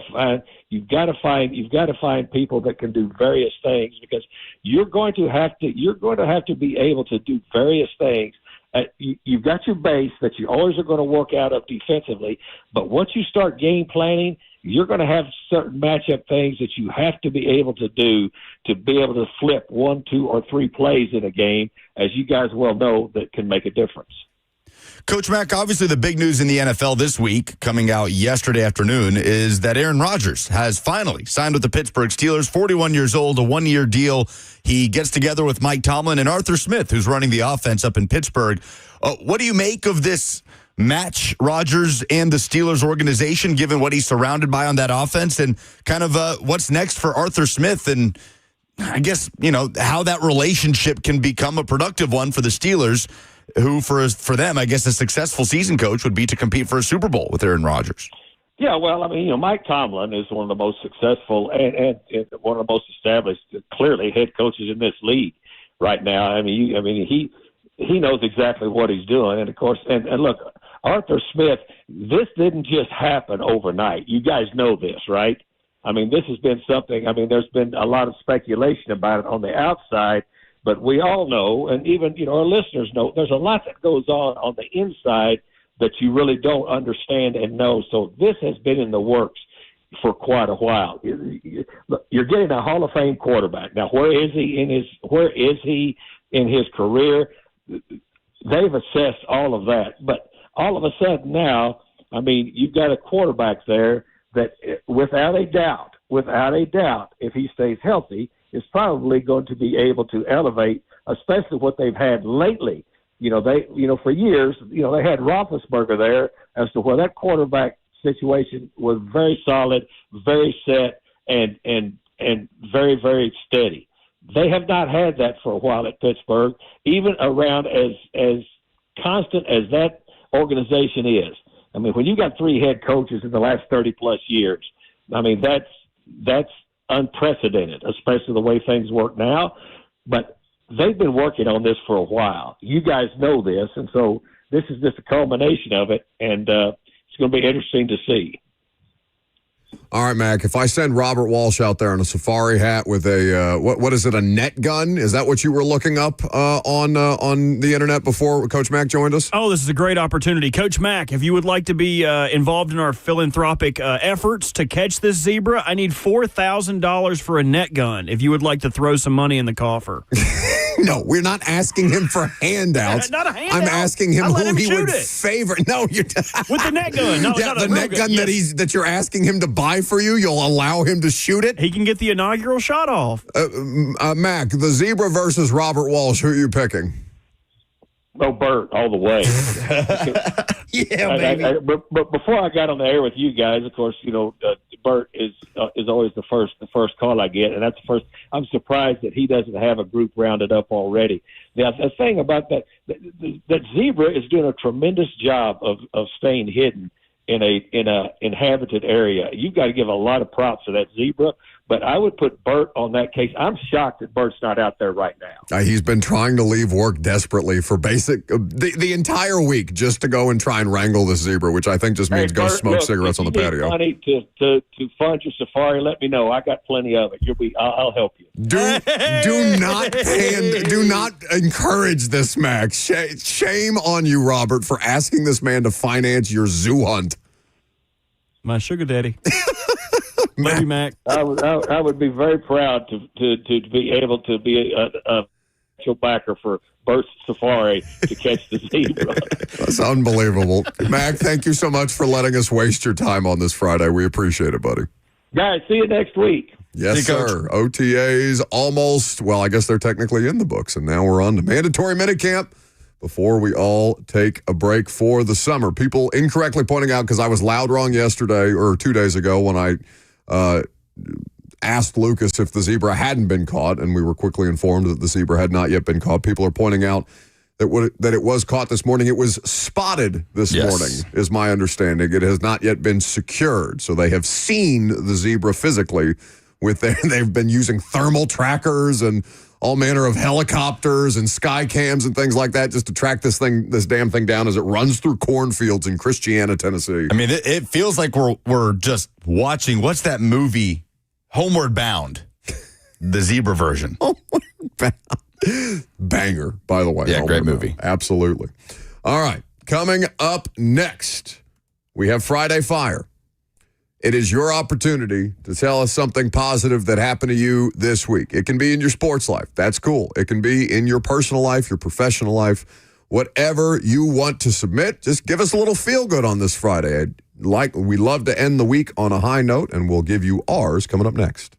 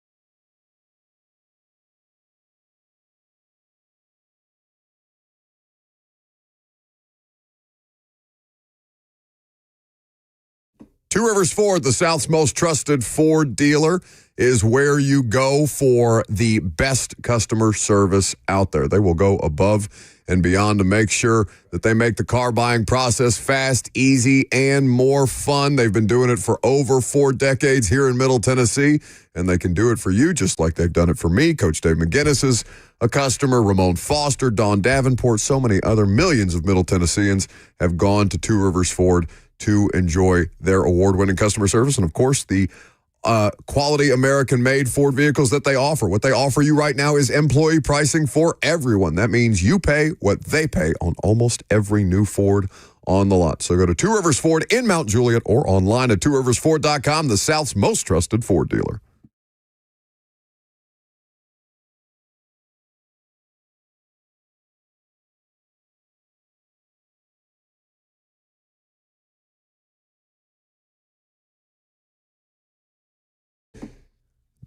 Are there things in the prize bucket? Do I have things to give away? I was told it has been updated. We will refresh and find out together. All right, very good. While Robert refreshes the nebulous prize bucket, I don't know how one refreshes the nebulous prize bucket, but we will see if there are prizes to give away here in just a second. Oh, my gosh. What? You're not going to believe this. What do you have? All it says in the imaging for this is spin the wheel. Come on. You are going to Beyonce abuse tickets? this. Oh, my. It's going to land on Beyonce, dude. It's going to land on Beyonce. Oh, my. Oh, dang it. Seether tickets. It was almost Beyonce. Oh, you guys almost got some great tickets. Man. That's unfortunate. The Venn diagram of Beyonce and Seether Seether. fans, just two different circles. Okay, all right. what's that one Seether song? Name a Seether song. I'm angry. I'm seething. Yeah, I don't know. That sounds about right. Anyway, if they you are a definitely- Seether fan, there's probably Seether fans out there. If you would like to win these Seether tickets, you can give us your Friday Fire, 615-737-1045. Your moment of positivity. You literally ran off the one call we had for Friday Fire with the Seether tickets. They wanted them so little. That's upsetting. Oh, what's that one Seether song? My Friday Fire, while we figure out what Seether's... Fake it. Fake it. Fake it. No, fake it. This is you two grunting into a microphone because you can't remember the chorus. 615-737-1045. We'll get to My Friday Fire here in just a second because it requires some audio while Bert is on the phone. You want to go first? My Friday Fire is Cade Klubnik, the Clemson quarterback. And I bring him up because Andy Staples of On3 Sports did a sit-down with Cade Klubnik. He wrote a really good article about Cade and his mentality going into this season. He is expected to be one of the best quarterbacks in all of college football. He will be a Heisman contender. Clemson is expected to be a national title contender, and he's one of those guys that you could see rising up the board to be the number one overall pick in the NFL draft in 2026. But this is from On3 Sports. Clemson quarterback Cade Klubnik tells Andy Staples that he has been studying to get ready for this season Joe Burrow and Bailey Zappi film. Bailey Zappi, yes, who has turned into a journeyman backup since he entered the NFL. But it's my Friday Fire because it should remind us all just how good Bailey Zappi was in his last year at Western Kentucky. He was a stud. He was insane. So people are going to see that tweet and they're going to see Joe Burrow's name next to Bailey Zappi and think, what the hell? What is he talking Bailey about? Zappi going to catch a lot of unfair or unwarranted strays. Yes, but I'm glad it gives us an opportunity to go back and remind folks that in 2021, Bailey Zappi at Western Kentucky threw for 5,967 yards, completing 69% of his passes. In how many games? In all of them. No, but how many games?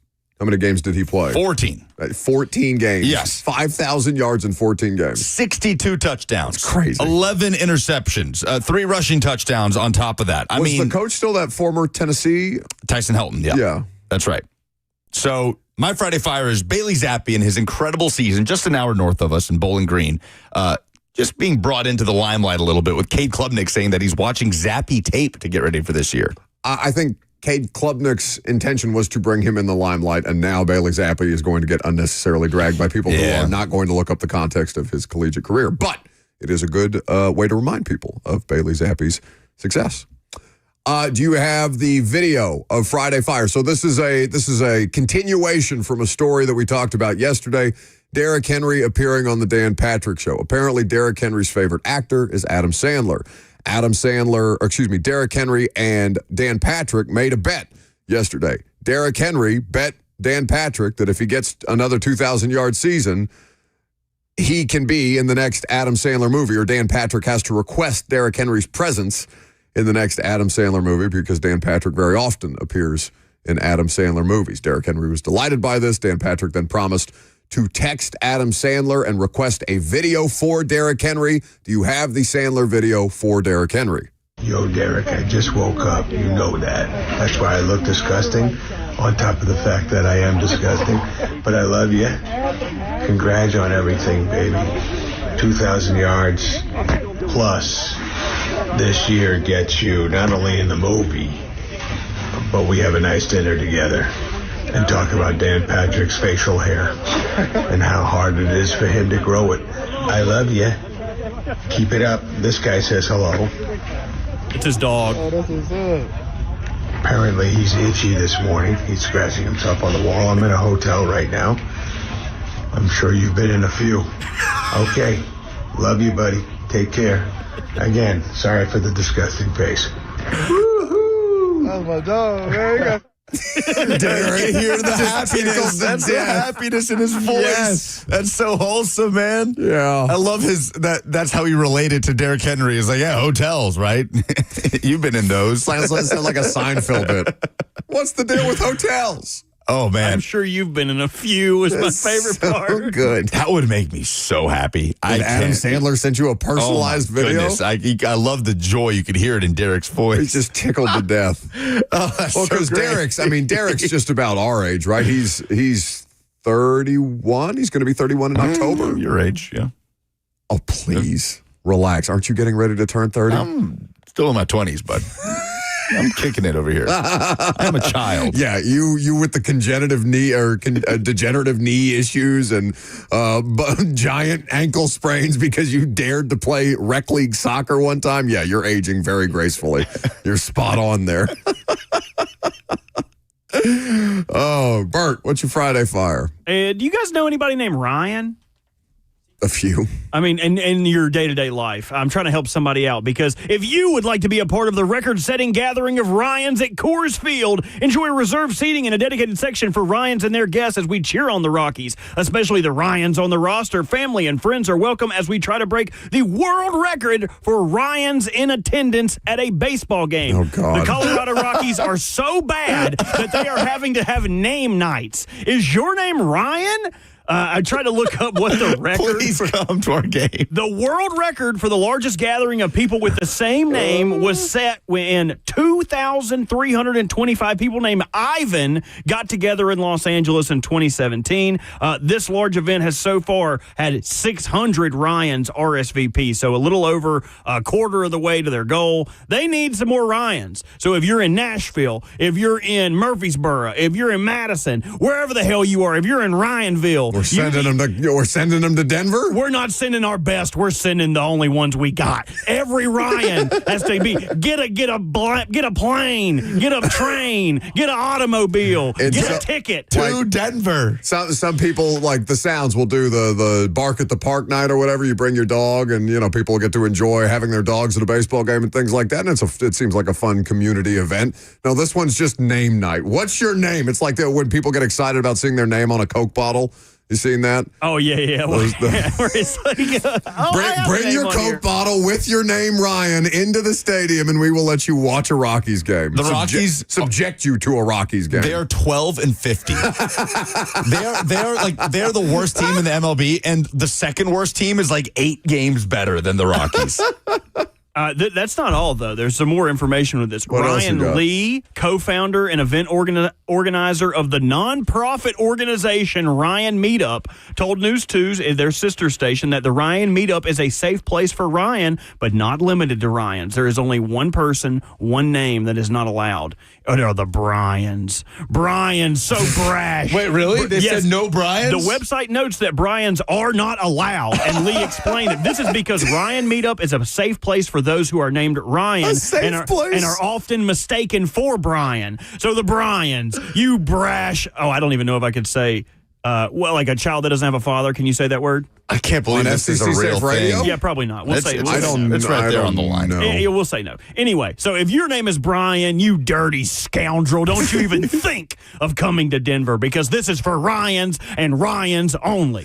That's so obnoxious. Off topic, but next week I will be having a Burt meetup. Any Burts in Nashville that would like to get together, have a beer. Are you excluding Roberts or Robbies? You have many other names that you go by. No, they can come as well. They don't have to go by Burt? As long as your name is not Burton. Who the hell do you think you are? Too fancy? Oh, Burton. Squilliams? Don't go after John Burton like that. No, John Burton, you're not allowed in there. Don't you ever show up at any of my Burt hangouts or meetups. And I'm officially launching my nonprofit Burt meetup. Yeah, Luke's would be banned from my meetup of Lucas's. Luke and Lucas's, or Luke and Lucas feel like two different, I don't know. That feels like the same genre of human being. Like you could be a Luke. You could be a Luke. You kind of look like a Neither Dollar of you have General said something Luke more Perry. offensive. Like, doesn't he kind of look like Luke Perry? But if like Luke Perry like wasn't famous, like if Luke Perry was like a famous guy, Like just an average Luke? No, I mean in a nice way. Luke Perry's a good-looking guy. He's really bothered by the fact that we said he looked like he He's could be a Googling Luke. it right My now. name's not Luke. Calm down, Lukey Dookie. It'll be all right, man. 615, what a terrible nickname. I love it. 615-737-1045 is the number. What's your Friday Fire? Let's start with Heath. Hey, guys, can you hear me? Yes. Hey, man, my Friday Fire is real simple. Tennessee Volunteers are feeling super. I get to watch them play baseball tomorrow night. Meanwhile, the Vanderbilt Commodores are sitting at home and watching. Eli, this guy called in last Friday, said that the Vanderbilt is going to roll through their regional. Tennessee is going to get stopped. I don't think so, buddy. I got 3 words for you. Suck it, nerd. That's all I got. Go Vols. That was just some good old school trash talk right there. I hung up on him. I have never God. heard. Well, he can't win the Seether That's tickets. my What are fault. we That's doing? my fault. Heath, I apologize. Now everyone's going to call back and be like, "I'm Heath. I'm Heath. Yeah, like that. I'm Heath." Again, I'm still scarred by that one guy that lied about his kid in Friday Fire. Like I'm perpetually He bothered just by that. bent the truth a little Also, bit. I've He never, lied to win tickets. I've never heard Commodorks before. That was very funny. Yeah. It made me laugh. That gave It was me a just some chuckle. good old school, like 80s, like 80s sitcom, 80s movie trash talk. I liked it. Although I don't know that anybody's looked more like a Commodore than Jackson, who just walked in there in full orange regalia. He didn't even hear you. All right, let's go to the next caller. Let's go to Jay. What's up, Jay? Hey, so Bryans are notorious rascals, so I wouldn't let those guys in either. But Rascals, let it be known. He said rascals. Yes. Okay, now continue. let people name Rocky in for free. I know they're trying to get butts and seats, so there's not that many Rockies compared to Ryans, but still, I digress. My Friday Fire is the one and only Taylor Lewan watching his Cardinals pitch, but he didn't make excuses. He went right back to the lab and started practicing to make up for his follies that we all got to enjoy. It's a great submission. I don't know why maybe they just went to Will's from Missouri, so maybe they're doing something with the Cardinals. I'm not sure. But they had Lewan throw out the first pitch. Well, they had both of them throw out a first pitch yesterday. Lewan's is 50 cent bad. I mean, it is horrendous. Taylor, you are a former professional. I mean, technically, he's still a professional athlete because he hasn't retired yet. You are a professional athlete. That, like... Will's reaction in real time was very funny. Yeah, Will doubled over. It's incredible, and Will just throws it right down the middle. Like it's as clean an execution of a first pitch as could be thrown after Lewan just thoroughly embarrasses himself. No, he doesn't get bonus points for accountability and going back in the lab and working on his pitch.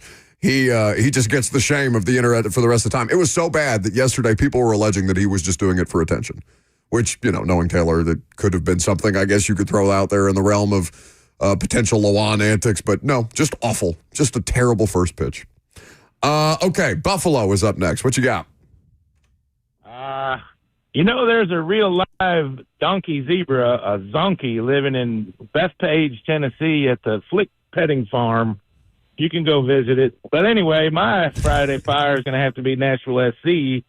10 non-defeated matches in a row. I think they're second or third. I'm not sure in the whole points race. But come on. I mean, we got Zimmerman back. We got Shaffle Baby doing his thing. Honey's out there knocking them in. Nashville SC, baby. They're cooking. They're carrying the weight of Nashville professional sports because the other two have been an embarrassment. So good on Nashville SC. Off this weekend, they're 4th in the East right now. Sam Surridge, Hani Mukhtar firing on all cylinders. They've been really fun to watch. Should I spin the wheel and let these people tell us their names? How do you want me to take these calls here? We have 2 left. All right, line 2, you're up. Am I allowed to? Yes. No, I just wanted to jump on what Bert was saying with the Ryans. How great would it be if there were more Bryans show up at this game and set the record instead of the Ryans? Yeah. I want like a Ryan. Get behind this. I want excellent work by the caller. I want the no-name man. The no-name man. I'm sure you have a name, sir. That's a great idea. The Bryans need to rally here. We need like a Ryan protest by the Bryans outside of Coors Field. Yes. Picket signs, Ryan, not Brian. Ryan, not Brian. On the other side, they're saying Brian, not Ryan. And I want it to get heated. I want it to get heated, and I want this to backfire on the Rockies to where they have a damn near a mob on their hands. An international incident outside of the state. Terry McCormick. Don't want anyone to get hurt. It sounds like you do. It sounds like you want violence. It sounds like you want an Anchorman style. No violence, just a war of words. Anchor fight in the middle of the street outside of Coors Field. Terry McCormick texted me and Kaharski and Tehran and maybe somebody else about going to a Rockies game while we're in Denver for week 1. There's not going to be anybody in there. We're going to be the only 4 people in there watching a baseball game. He dropped. Unfortunate. Darrington is the last call. What you got? My Friday fire is actually Buck Rodgers. Uh-oh. Yes. Maybe a year, maybe even 2 years ago, you did this one thing, and it was probably the only time, and I'm glad this is the only time you've ever done it. You had 2 fans on the call at the same time. There was a guy by the name of RJ in Phoenix who kind of came after my neck at that particular time, but since then has made amends, and we have become great friends thanks to the Buck Rising show. Oh, I love that. So if it wasn't for Buck, I wouldn't have me a partner out of Phoenix who's back in Nashville today celebrating his birthday. So I want to give a happy birthday to my new friend, RJ in Phoenix, thanks to the Buck Rising show. Oh, and boy, we going to be fried today. Do you hear me? We getting fried today. So that's my Friday fire. I may find you out. Yeah. He's going to the Little Baby show. Yeah. Yeah, we sent RJ and Phoenix to Lil Baby. Oh, they're going to the show? Yeah. Is that tonight? He won tickets when you were out one day last week. I think RJ is going with his dad, but usually lives in Phoenix. He's like, actually, I'm going to be in the town that weekend for my birthday. Oh, incredible. Yeah, and we ended up giving the tickets. No, those are 2 longtime listeners. We did pit them against one another, so we tried to make it a hateful situation, and they turned it into a positive. Fantastic. That's well done. Who should get the tickets? All right, you got Jay, you got Darrington, you got Buffalo. Robert, pick one. Darrington doesn't want them. We'll say Buffalo. Jay had Lawan, Buffalo had Nashville SC. Okay, then Jay then, obviously. Oh, man. What, just at Lawan's expense? I disagree. I just wanted to dunk on Lucas. I don't care. I give them both the tickets. They can both get one. How about that? No. Pick one.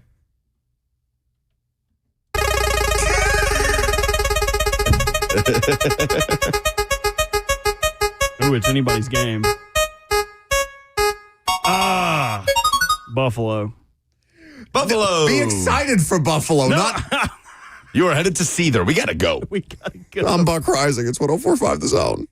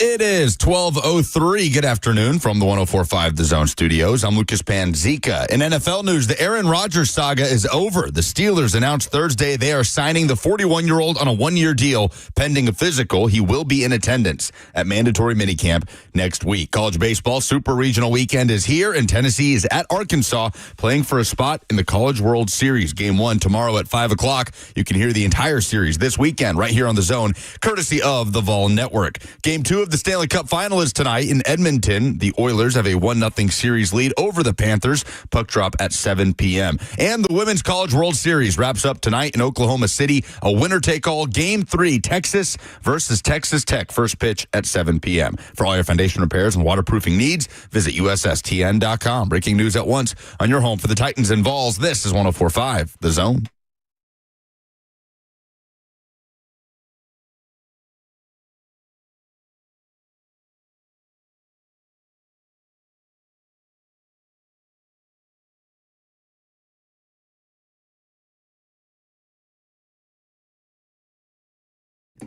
Final hour on this Friday. Show's moving quickly. I think. I don't know. Bert, you're making faces back there at me. Are you not having a fun and wonderful time with the rest of us on this Friday? Are you still miserably hungover with half a chicken sandwich in your mouth? Come up for air one time. Yeah, that chicken sandwich is not. 615-737-1045. That's how you get involved. Facebook, YouTube, Twitter, and on Twitch as well. If you would like to interact in the F&M Bank chat, what are your expectations for Tavondre Sweat in year 2? We've talked about him as one of the most important second-year players on the roster. Where would he rank, though, with J.C. Latham? Jarvis Brownlee's an interesting one because, I don't know what to do with Brownlee yet. This L'Jarius Sneed thing. I mean, is Sneed going to be here for mandatory minicamp? I would assume. Yeah, he was around for OTAs. Yeah, he's been around the building. Yeah. He's not been out there for us to talk to, though, understandably so. But Brownlee becomes significantly more important if anything were to happen to Sneed, right? It's a potential grand jury indictment that's hanging over his head. Right now, of course, the biggest reason why he was unavailable and was even in a position to put himself in a bad position last year is because he was on the injured reserve. They couldn't figure out what the hell was wrong with him basically from mid-October on. Took about 6 weeks before they finally put him on IR.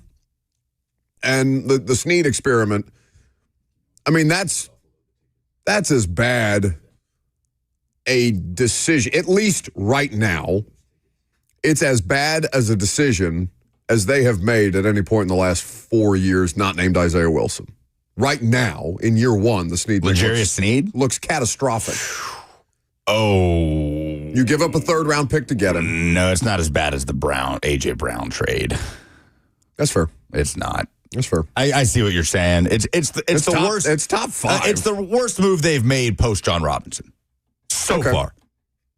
Ooh, the worst move that they've made? No, they drafted Levis. Yeah, true. Well, man, so much to choose. There's so much bad stuff. But to say, it's the second worst beyond Isaiah Wilson in the last 5 years. No way. I mean, AJ, okay, yeah, AJ Brown, Will Levis, so many things. It's almost been. Farley was drafted. I guess he was 21. Farley was 21, so AJ was still on the roster. Either way, the L'Jarius Sneed thing in year 1 is really, really bad. It doesn't mean that it has to be defined by that one season, but he's fighting uphill with the fan base, right? He's putting himself in a bad situation, even if he doesn't end up getting, having any legal repercussions from this alleged crime that he or his assistant was a part of, according to the very, very redacted police report from a December shooting with a February lawsuit that followed, alleging that L'Jarius Sneed or his assistant shot at a person in a stationary vehicle, and then L'Jarius Sneed and allegedly his mother pressured the shooting victim, who was not hit by a bullet, but who was shot at, into not reporting the crime to police. Lawsuit was filed in February. This happened in Texas while L'Jarius Sneed was on injured reserve.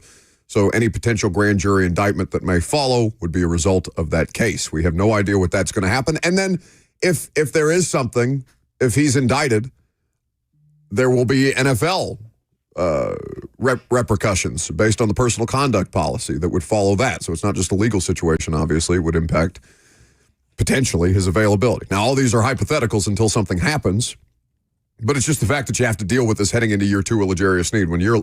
He wasn't good when he was healthy, right? He was not a good player when he was healthy. He wasn't a bad player. He wasn't L'Jarius Sneed. Yeah, he was not 2-time Super Bowl champion, arguably in the conversation for best corner in the NFL, L'Jarius Sneed. He was not that player because he was not on that defense anymore. He's not on that Chiefs defense. He didn't have Steve Spagnuolo, and he personally had one of the worst years, if not the worst year of his career. Now, all that to say that Jarvis Brownlee's level of importance to this football team gets a huge bump if L'Jarius Sneed is unavailable for any reason. But it's probably Latham 1, Sweat 2, Brownlee 3 as far as the level of import of second-year players right now. You would agree? Latham 1, Sweat 2, Brownlee 3. Until something happens with Sneed. Of that draft class, yeah, I'd agree. I mean, depending on who wins that linebacker job, James Williams and or Cedric Gray will hold some level of importance. But yes, I would agree that Latham is far and away the most important. And for Sneed, it's like Latham, right? Like the expectation is high for both of those guys. They had almost You mean Sweat? Yeah, Sweat and Latham. Is it fair to say they almost had kind of a similar rookie year where they showed something? I would say that JC had, at least because you can see JC getting beat more often. Like JC had definitively somewhere between 4 and 5 objectively bad games. But they showed enough in their rookie year for you to feel good about them in those spots moving forward. Oh, yeah. No, I never had it. Like, my thing with Sweat is it was so dramatic on the front end. And so you had all these, like, kind of red flags up around Tavondre Sweat, and then none of them impacted his rookie year, right?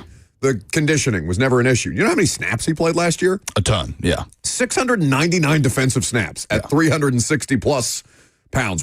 He won't tell us what he weighs. That's fine. We'll figure it out. We'll take our guesses. He's a big man, right? He's 6'4", 360-plus. Almost 700 snaps last year, and he's not the most explosive pass rusher. In fact, let's hear from Brian Callahan on Tavondre Sweat, if we could, Robert, talking at his press conference at the podium on Tuesday. Man, it feels great. That's good energy out here. I would like to hear from the coach. At your convenience. You're going to have to wait a second for that. Why? What, are you still eating your chicken sandwich? What happened? No, What? You just wait a second. No, what? Now just wait a damn second. Okay. For that audience. I guess. I thought I gave you a second. PFF, like the underlying numbers, liked Tavondre Sweat in his rookie year. He was on PFF's all-rookie team, right? He was one of the highest-graded interior defensive linemen in the NFL. And he didn't provide as much detail as J.C. Latham did on that physical transformation in the offseason, but it was something he worked on. And both of them are in the trenches, obviously. They just play on different sides of the ball. But there is a bit of a parallel in kind of how their rookie year went. Not to say that they lit the world on fire, but it was good. It was solid. And now a year 2 leap is expected of both of them and is necessary. The Titans, the pass rush, biggest concern on the roster right now, yes? Until I see what this offensive line unit looks like. Sure. On paper. On paper. They have put together what should be a professional offensive line unit. That to me is concern number 1. And then, 2 is the pass rush. So their ability to affect the quarterback from the interior of the pocket will be hugely important this year, which means a year 2 leap is needed from Tavondre Sweat. So it's right up there with J.C. Latham and how their rookie year went and what we're expecting of them in their second year.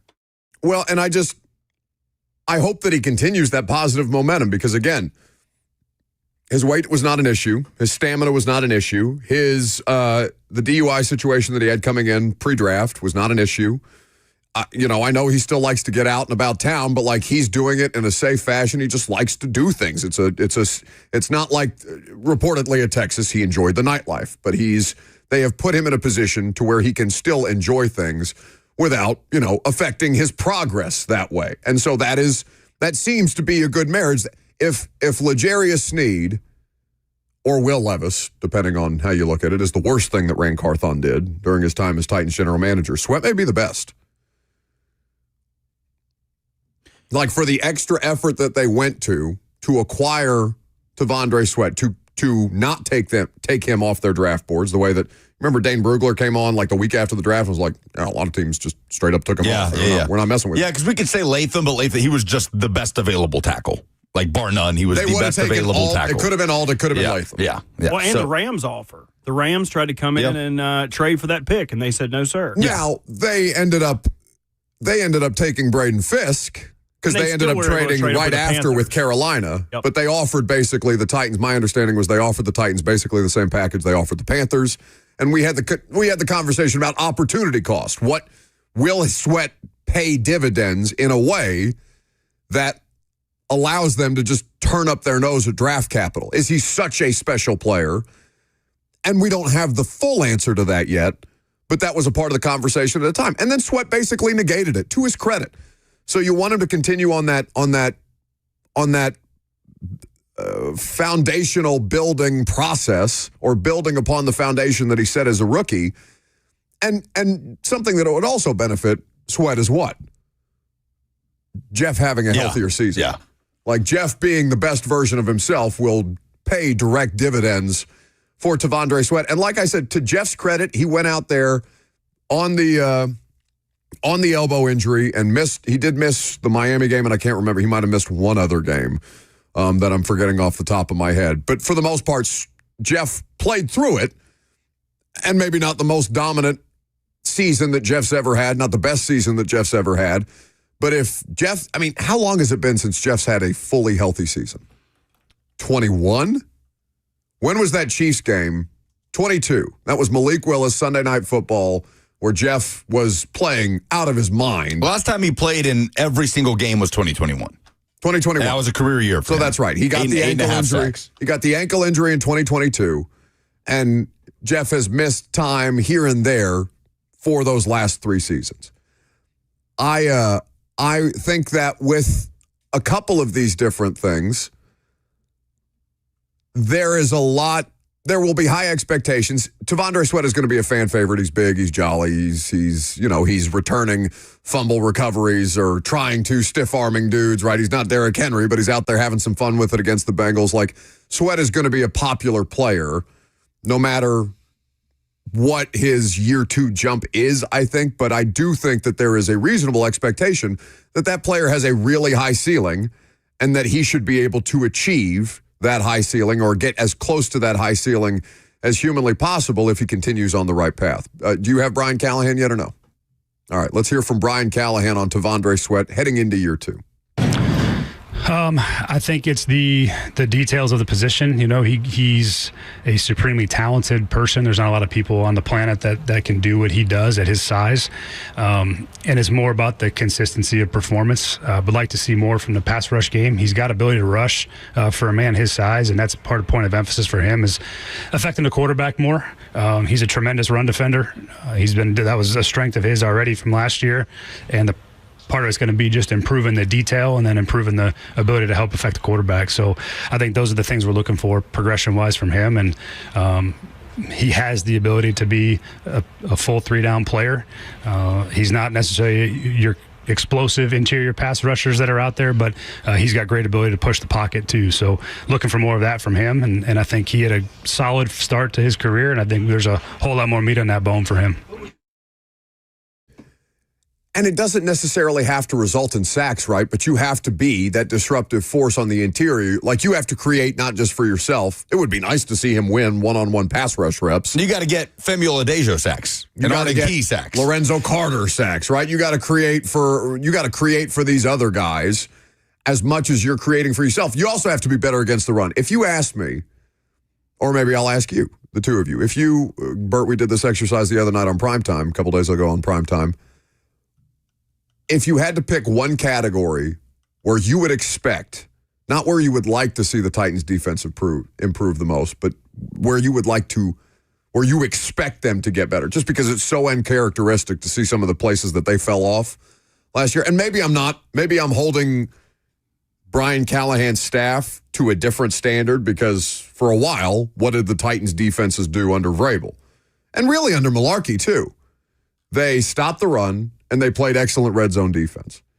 And the Titans did neither of those things effectively last year. Sweat has the potential to be an ungodly run stuffer. He had, 24 total stops, I think PFF credited him with last year. He was very effective at that. In fact, I think that might have ranked top 15 among defensive linemen, according to PFF. I looked at these stats 2 days ago. You might have to refresh my memory on it. But still, he's good. He's doing those things well, but he can do them at a higher level. He does need additional, just like Jeff needs help, Sweat needs help. They can't exist independently of one another.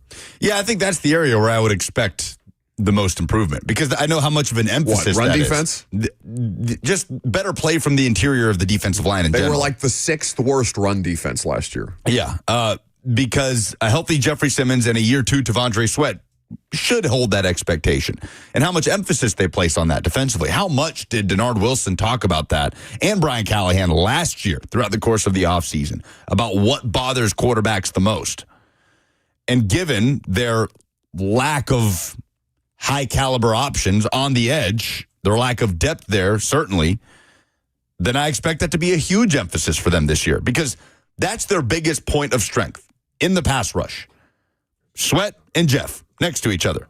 That's the biggest muscle the Titans have to flex when it comes to affecting the quarterback. Titans were the 7th worst run defense, not 6th. They gave up 2,277 yards on the ground last year and 21 touchdowns, which is the crazy thing. Joe on YouTube says, Titans played great pass defense, though. No, they didn't.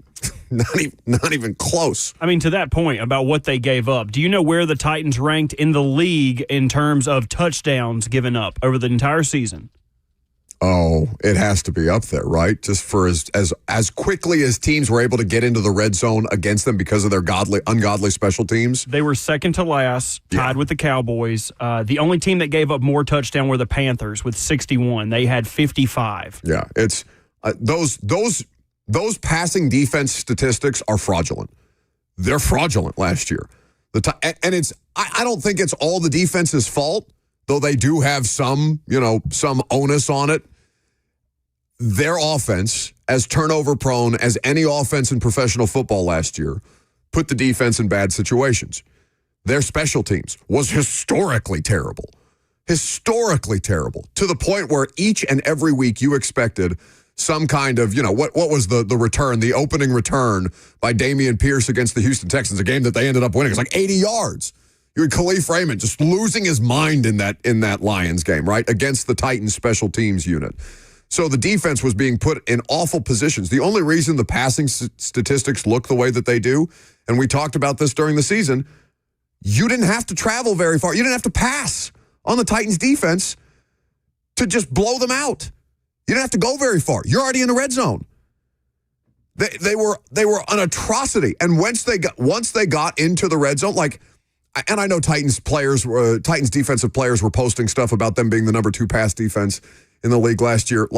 Okay, boys, whatever you need to get yourself in the right spot or to continue to sustain that belief, far be it from me to take a hatchet to it. But realistically, fans should be aware that is not the number 2 passing defense in football. And still tied for 25th in the league for red zone efficiency, giving up 63.2% of the time a touchdown. Yeah, it was an awful defense.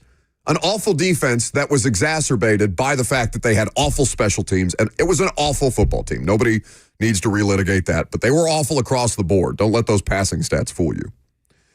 Can I hear from T'Vondre Sweat, who spoke with media on Tuesday for the first time this offseason? He's not a man of many words, T-Sweat, but there's some interesting stuff in here, too. Oh, man, it feels great. I mean, good energy out here, new guys, and everybody here compete, and we're just having fun, honestly, man. So it's feeling good so far. How much different is it for you to have been able to work specifically on football rather than combine and all that type of training last year? Is there a difference?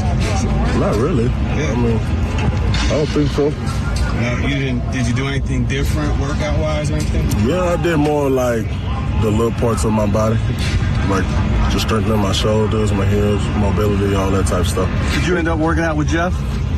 No. Okay. What'd you end up doing, I guess, during the long break to kind of get ready for this? Okay. Yep, I was training in Houston. I know JC had talked about like losing some weight, kind of shaping his body a little differently. Did you do anything along those lines, or were you comfortable last year? Yeah, I'm comfortable all the time, man. Did you change, weight or anything like that? Yeah. Yes, sir. What are your expectations for yourself? Be the best that I was last year. Be better than I was last year. How refreshing is it to restart? You're not used to going 3-14.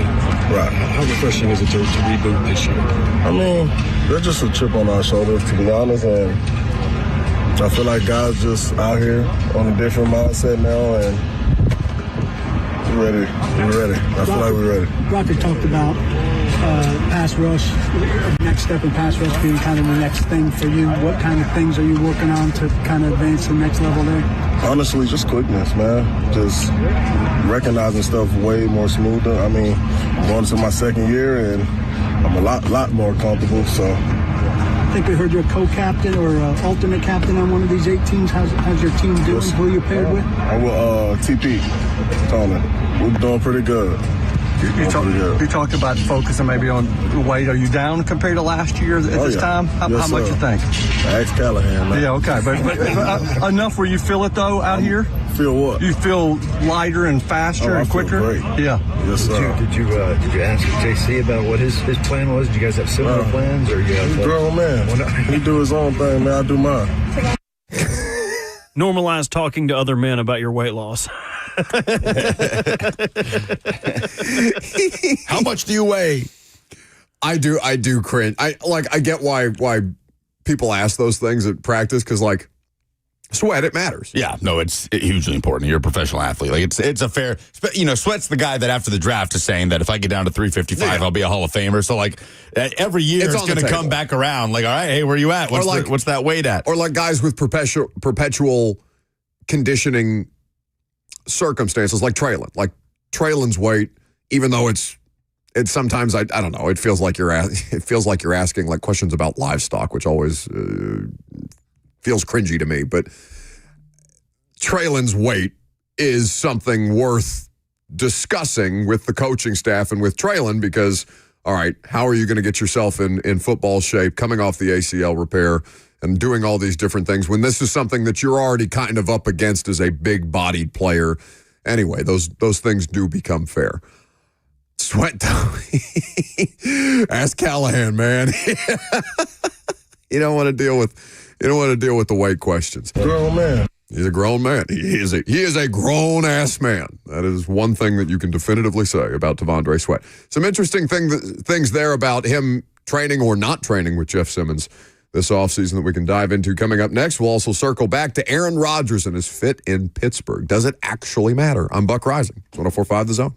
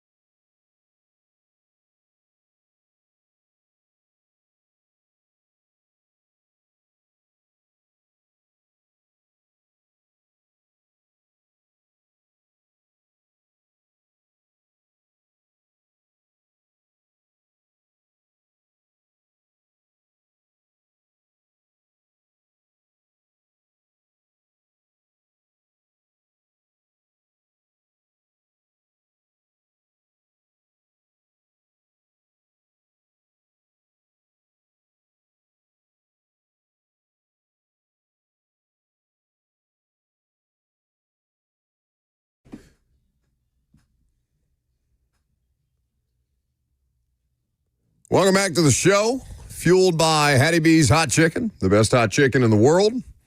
Lucas is still burping up his chicken sandwich. Robert, has that settled your stomach at all? I don't know. Your combination of cigarettes, multiple cigarettes, and a chicken sandwich today to soak up the Sophie Tucker set from last night. I don't know how that's going for you. You don't seem to be doing well. I wouldn't say unwell. I just finished off some break room potato salad that was pretty tasty, though. How long is that break room potato salad? It's only been in the break room for about an hour, but I think it's been in the building since like 8 this morning, maybe? I don't know how you're not more self-aware about why your stomach might be bothering you when you're eating 8-hour-old break room potato salad. Well, see, that's an issue for not work Bert. Like, home Bert can deal with upset tummy fine. He'll just get in the bath and chill there. That's fine. But what I'm upset about is what happened last night. Last night is what upset my tummy. Lucas convincing us that those seltzers were not going to have any ill effects on us at all, even though they were clearly loaded with sugar. They were so tasty. They were delightful. No, it was because sleep eating Bert had another fiasco last night.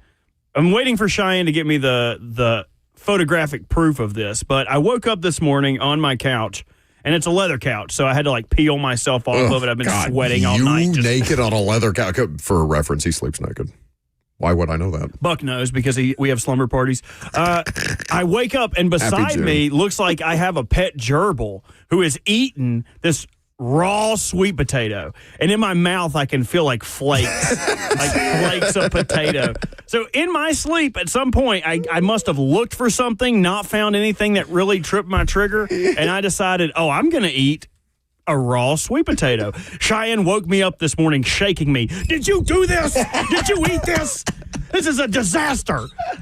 Shoving your face in it like a dog that peed on the floor. Pieces of sweet potato. Sweet potato. It's all over the ground. Like I had been like wood shavings from a beaver.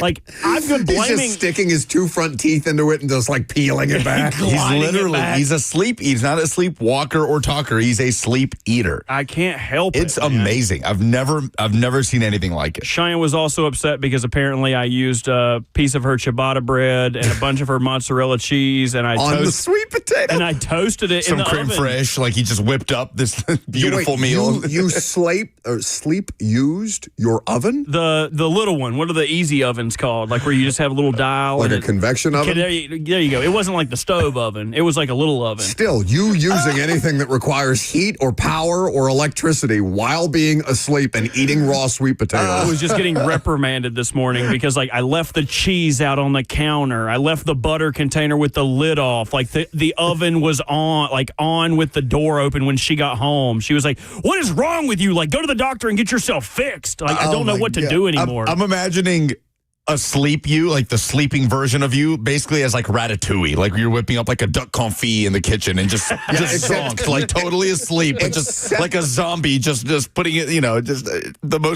just the finest ingredients. Yeah, except it's not, because he's eating a raw sweet potato like it's a thing of corn. Or that's what his mind while doing, he's sleeping is imagining, is like this Michelin-style meal. Well, really, he's just eating a sweet potato like an apple. I think you guys should it's kind of like a divorced parent situation. I think I should have to spend the night at both of your houses, and then you can see firsthand what it's like for me to sleep eat. I volunteer as tribute.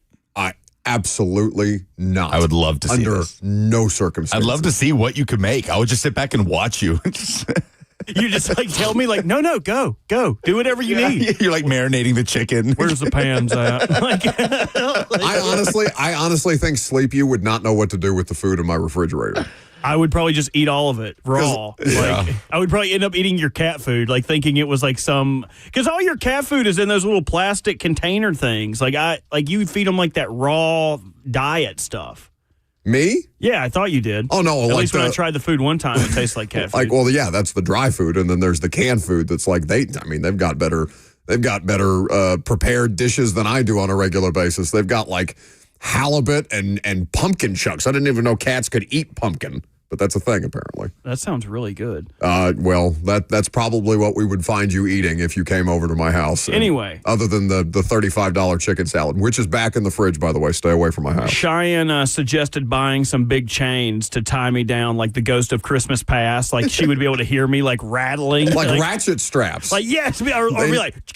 Yeah, that's what I'm saying. Like we need ratchet straps to keep. It's for your own good. If you are using equipment, like the idea of you potentially turning on a stove while you're passed out eating a raw sweet potato I'm kind of worried about you. I've never been actually worried about you in my life. She's probably tired of y'all wasting money on groceries for you to destroy it in your She's sleep. probably tired of waking up amongst a bed of sweet potato shavings. It has gotten better, though. It has gotten better because in college, my last year, I ended up getting a job, staying there, ended up moving in with these two girls, and I didn't have time to like get a bed, get furniture, so I ordered this blow-up mattress like that you would sleep on, and I used to fall asleep like in my sleep, smoke a cigarette, and one morning I woke up on the ground because my cig burned a hole through my inflatable bed.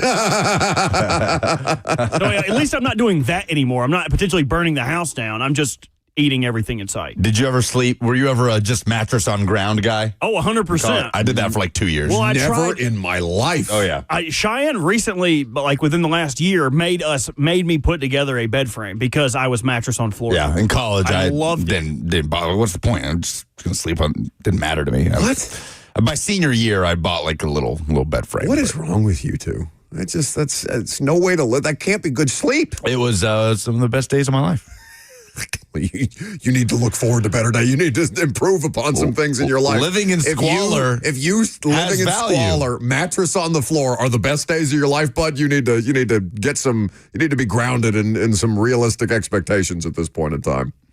It's like those people that refer to high school as their golden years. Yeah, is that when you peak, bud? That's a red flag. That's a red flag. That's kind of, you are the one alleging that sleeping on a floor in a disgusting house among unwashed masses are the best years of your life. Oh yeah.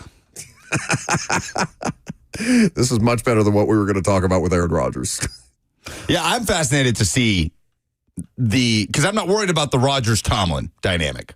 Like those two dudes as personalities and the respect they have for each other, but the Rodgers-Arthur Smith dynamic, I'm fascinated by. Okay. Fascinated. Okay. It's going to negate Art's entire existence. I thought you were going to go in another direction. See, I'm interested in seeing old Steelers veteran leadership mixing with Rodgers because obviously he's going. Terry Bradshaw's already out here publicly saying it's a disgrace. But or you're talking about his teammates, like Cam Hayward, like T.J. Watt, like all of these guys who are outspoken leaders for this team. Who after the season ended, it's like, yeah, we're going to be better for trading Pickens. Yeah, we weren't all on the same page last year. Like, how are those going to mesh together? Because unlike the Jets, when he got to the Jets, everyone was super happy. Aaron's here, like, yes, we finally have someone. Like, we have a real quarterback. The Steelers don't need you to be that. Yeah. The Steelers need you to do your damn job. Like, so. But I just don't think he's going to capitulate to whatever Arthur wants to do. Like, I think that the worst possible ripple effect on this immediately is for Arthur Smith. Because Arthur's already kind of under duress there. I mean, at least, based on what you said, Steelers fans always seem to be on Mike Tomlin's neck about something, even though all he does is, and I, like Mike Tomlin lately is the definition of it's not good enough to win more games than you lose. Because they get to the wild card, but then they get their teeth kicked in by Kansas City or something like that, and they're a double-digit underdog in the playoff game that they end up losing. Because whatever, they'll scrap and claw and they'll fight their way into the postseason, but how far are they actually going to be able to make it? And that just, I mean, are they going to be able to keep pace with Cincinnati? Are they going to be able to keep pace with Baltimore? I know Russ had that one game where it was high flying, and they lost 5 in a row at the end of the season with Russell Wilson. Who, I don't know. It's probably push between the two of them as to who's the better quarterback at this stage of their career.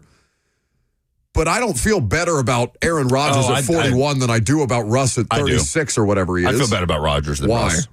Based on what? I feel better about Rodgers than Russ. We haven't seen Rodgers have as bad of a season as we've seen Russ have in the last few years, just performance-wise. What was last season? Last season was not what Russ did in Denver. Not even close. Russ was dreadful in Denver. Dreadful. Well, Rodgers was not dreadful last year. He was a nightmare. He was a headache. The Jets were a dumpster fire. But Rodgers showed at different points of last year he could still play. He was not Russell Wilson in Denver terrible. Now, Russ, looks better. Was better in Pittsburgh. He looks better in Pittsburgh than he did in Denver. But I'm saying we haven't Pittsburgh seen. Russ was better than Jets Rodgers.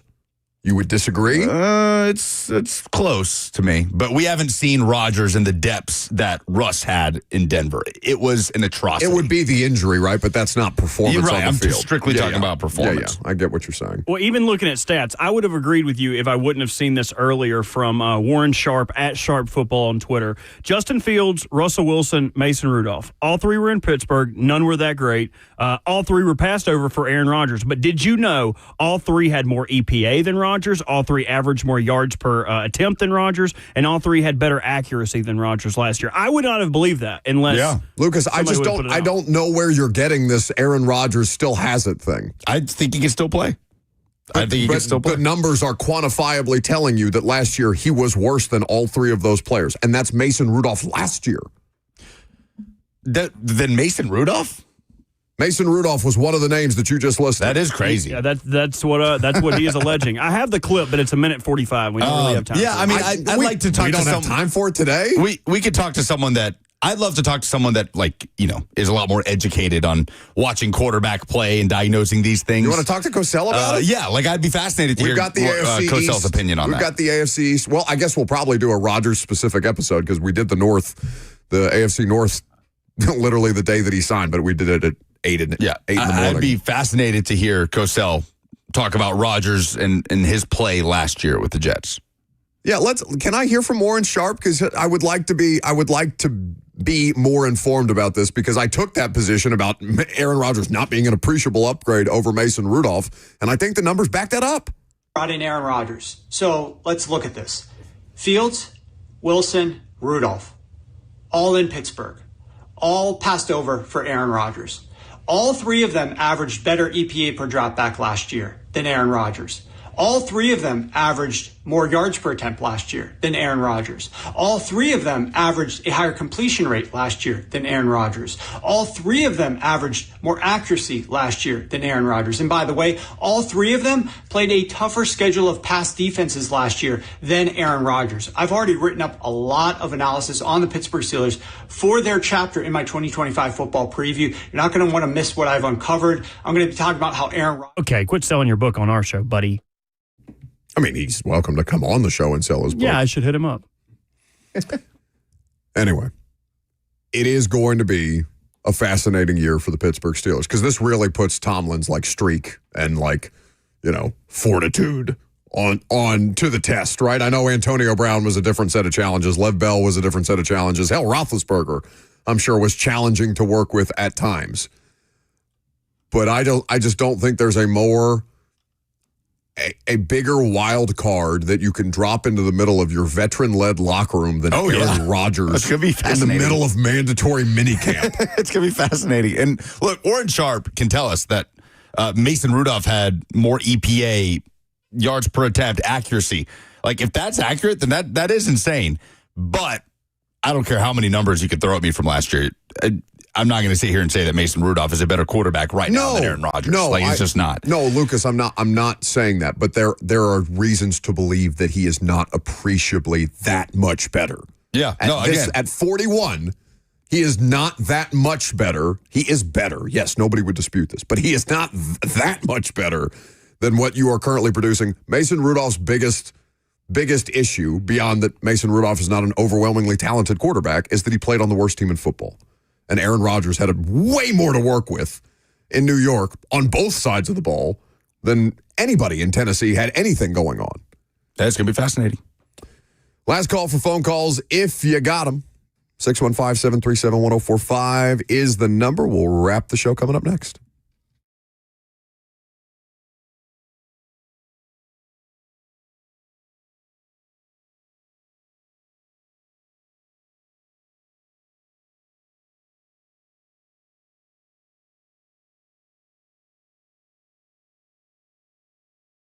Hey, it's Lucas to tell you about the coolest new spot in Music City where you need to go when the sun is shining this summer. It's Fog Street Lawn Club. It's summertime, so the sports that are on right now, NBA Finals, Stanley Cup Finals, a lot of soccer, and Fog Street Lawn Club is the premier soccer pub in Music City, your go-to spot for Nashville SC watch parties and U.S. soccer games. In fact, they'll be doing a fun event before the U.S. men's national team game against Switzerland on Tuesday. And they'll actually provide transportation to Geodis Park if you want to go pregame with your fellow USA fans or stick around and watch the game. Tons of space downstairs, TVs everywhere. Go upstairs for the best rooftop view of downtown Nashville in Music City, bar none. You can play British-style lawn bowling up there for free with any purchase from their awesome menu of British pub-style food. Can head next door for some axe throwing at Bad Axe. You will never run out of things to do, and they even have a summer concert series coming up on that beautiful rooftop. FogStreet.com is where you can get tickets and check out the lineup, and I'll see you at Fog Street Lawn Club.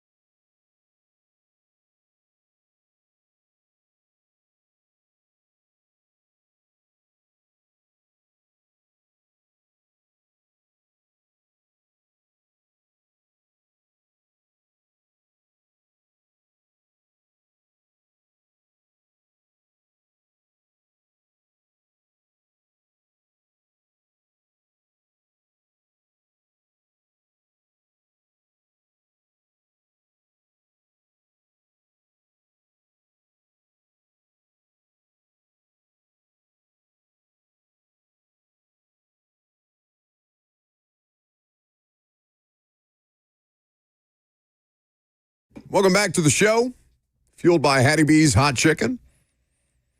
Wrapping up for the week. Been a fun one. Next week, mandatory minicamp. Then we got 6 weeks of football-less summer that we will work our way through. We got NBA Finals. We got Stanley Cup tonight. Looking forward to seeing how all of that plays out between the Florida Panthers and the Edmonton Oilers. There is a Zakai Ziegler story. Not necessarily a Zakai Ziegler story, but a story that could affect Zakai Ziegler, as obviously he is suing the NCAA in search of a 5th year of eligibility. What kind of food is still in your mouth? You can't see. You are the one. I can hear it. That derails the show. I can hear it. Nobody derails the show more often than you, trying to blame other people for derailing the show. What did you eat? These delicious, flaming hot dill pickle Cheetos that Zach Lyons has stocked up on at the gas station. How many calories? This bag is 440 calories. That's disgusting. It's so many calories, but they're so good. He handed me one and goes, try this, and it was fine. It's good. I just love pickle, like dill flavored chips. But for 500 calories damn near in that bag of chips that weigh like an ounce, well, you're out of your mind. Here, listen to me. I don't know why I said it like that. Listen to me. Everyone stop what you're doing. I have an important announcement to make. I feel like People of the forest.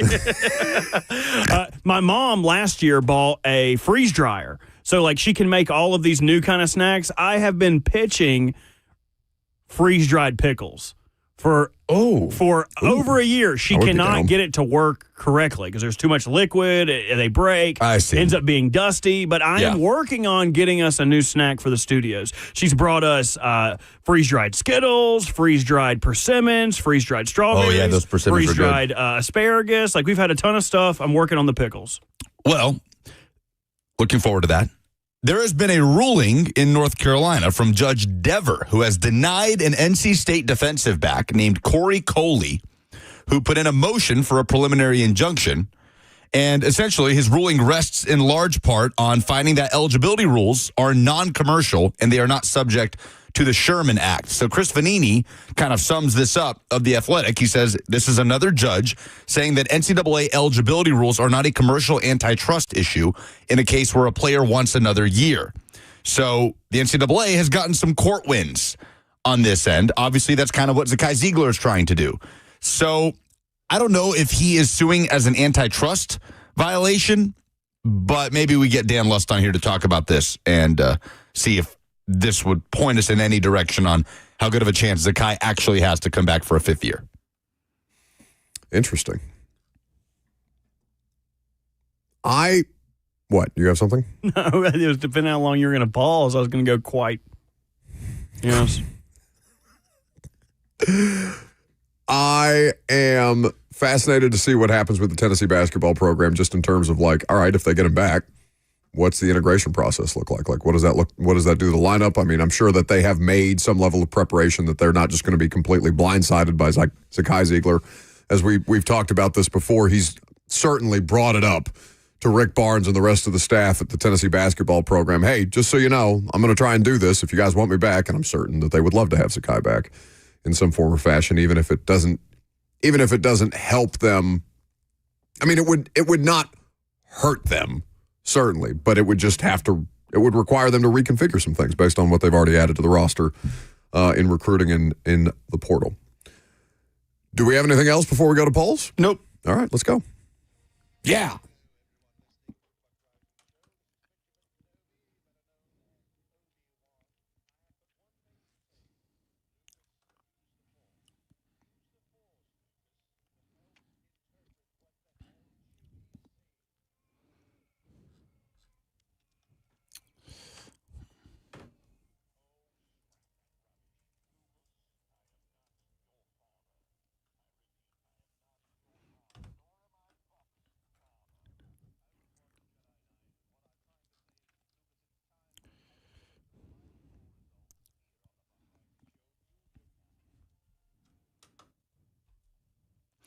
Presented by Two Rivers Ford, the South's most trusted Ford dealer. What's the most positive story you've seen in sports this week? Nash Tiger says that Canada has a real chance to win their first Stanley Cup in 700 years. Not quite 700 years, but since 1993, feels like 700 years, certainly, for the good people of Canada. Nah, bleep them. Let's go Panthers. We're doing it for the USA, baby.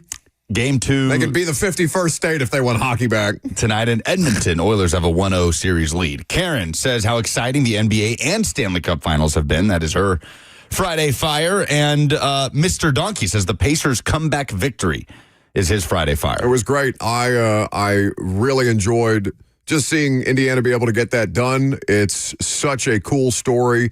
I know it's not a national story, Indiana and OKC, but it's a fun basketball series. And I don't mean to sound like I'm not going to be like Adam Silver and sell it like, oh, you guys would love it if it was Pittsburgh, Green Bay in the Super Bowl. It's not that, but it can still be fun. Josh Dubois of the AP put this out there that the Pacers, they trailed by 9 with 2:52 left and came back and won. In the play-by-play era since the start of the 97 playoffs, teams were 0-121 in NBA Finals when trailing by 7 or more points in the final 3 minutes of the fourth quarter or OT before that game last night. Spurs in 6. Let's go. Surprising stat to me. I mean, it's a crazy 7-point lead's not that astronomical. I thought you said 9. They trailed by 9, but teams were 0-121 in NBA Finals when trailing by 7 or more in the last 3 minutes. Like that 7 in 3 minutes, 3 minutes to go. Like, I don't know. I was surprised. The rules have changed a good bit. I feel like guys get to the foul line more. Yeah, fair enough. What are you most interested in this weekend, CMA Fest or the Zebra Search? 84% care more about the Zebra Search. Correct. Why Cam Ward's breakfast options were not? What is more likely with Aaron Rodgers and Pittsburgh? 88 or a great success or a disaster? 88% say disaster. What is considered great success? Competing for a Super Bowl. Like, to me, I mean, being on the cusp of a Super Bowl, you know, like if they won the division though, that would be crazy. Sure. But like getting to the playoffs and maybe winning one game, like the standard in Pittsburgh's too high for that to be great success, right? Yeah, like being the world's leader exporter of potassium. That is a great success. Who you got this weekend? Vols, Arkansas. What are you cramping? You need some potassium? No, it's a Borat reference. That's great success. Neither one of you got it. Okay. No, I'm sorry. All right. Well, we're going to end the show very boringly. Y'all are going to have to learn to fake laugh at my stuff, damn it. I'm not doing this anymore if y'all are not going to pick up what I'm putting down. 57% of the mostly Vols fan audience says the Vols are going to win this weekend. It's an awesome storyline matchup, right? Tony Vitello against his former boss, who he has a hard time beating, but he does have a national championship that his former boss doesn't. Two of the best teams in college baseball. I think it's fascinating, and we're going to carry those games right here for you on The Zone, courtesy of the Vol Network tomorrow, game 1, 5 o'clock. And who wins in a celebrity boxing match, Trump or Musk? 68.7% say Elon Musk. Really? Yeah. Slightly surprised by that. I am surprised by that, It's just the too. youth thing. It's the age gap, I think, is the main thing. I mean, he's kind of built, too. You ever seen the guy swim before? Built? No, he looks like that's a way to put it. That's one way to say it. Humans that look like aliens are living inside them, that is Elon Musk and Adam Silver to a T. Have you ever looked up Elon Musk shirtless? Do it really quick on your Google on the company Wi-Fi. I've seen it. I've seen that weird chest. Nah, go ahead. Just give it a search. Those are the polls. Thank God. That's the show. Let's all go home. Zone Golf Classic in Cool Springs Monday. Can't wait. You won't be there. I'm not going to be there. I took a vacation day. We do have a Buck Rising cutout if you would like to take a picture with him. I would like that. Nope. See ya.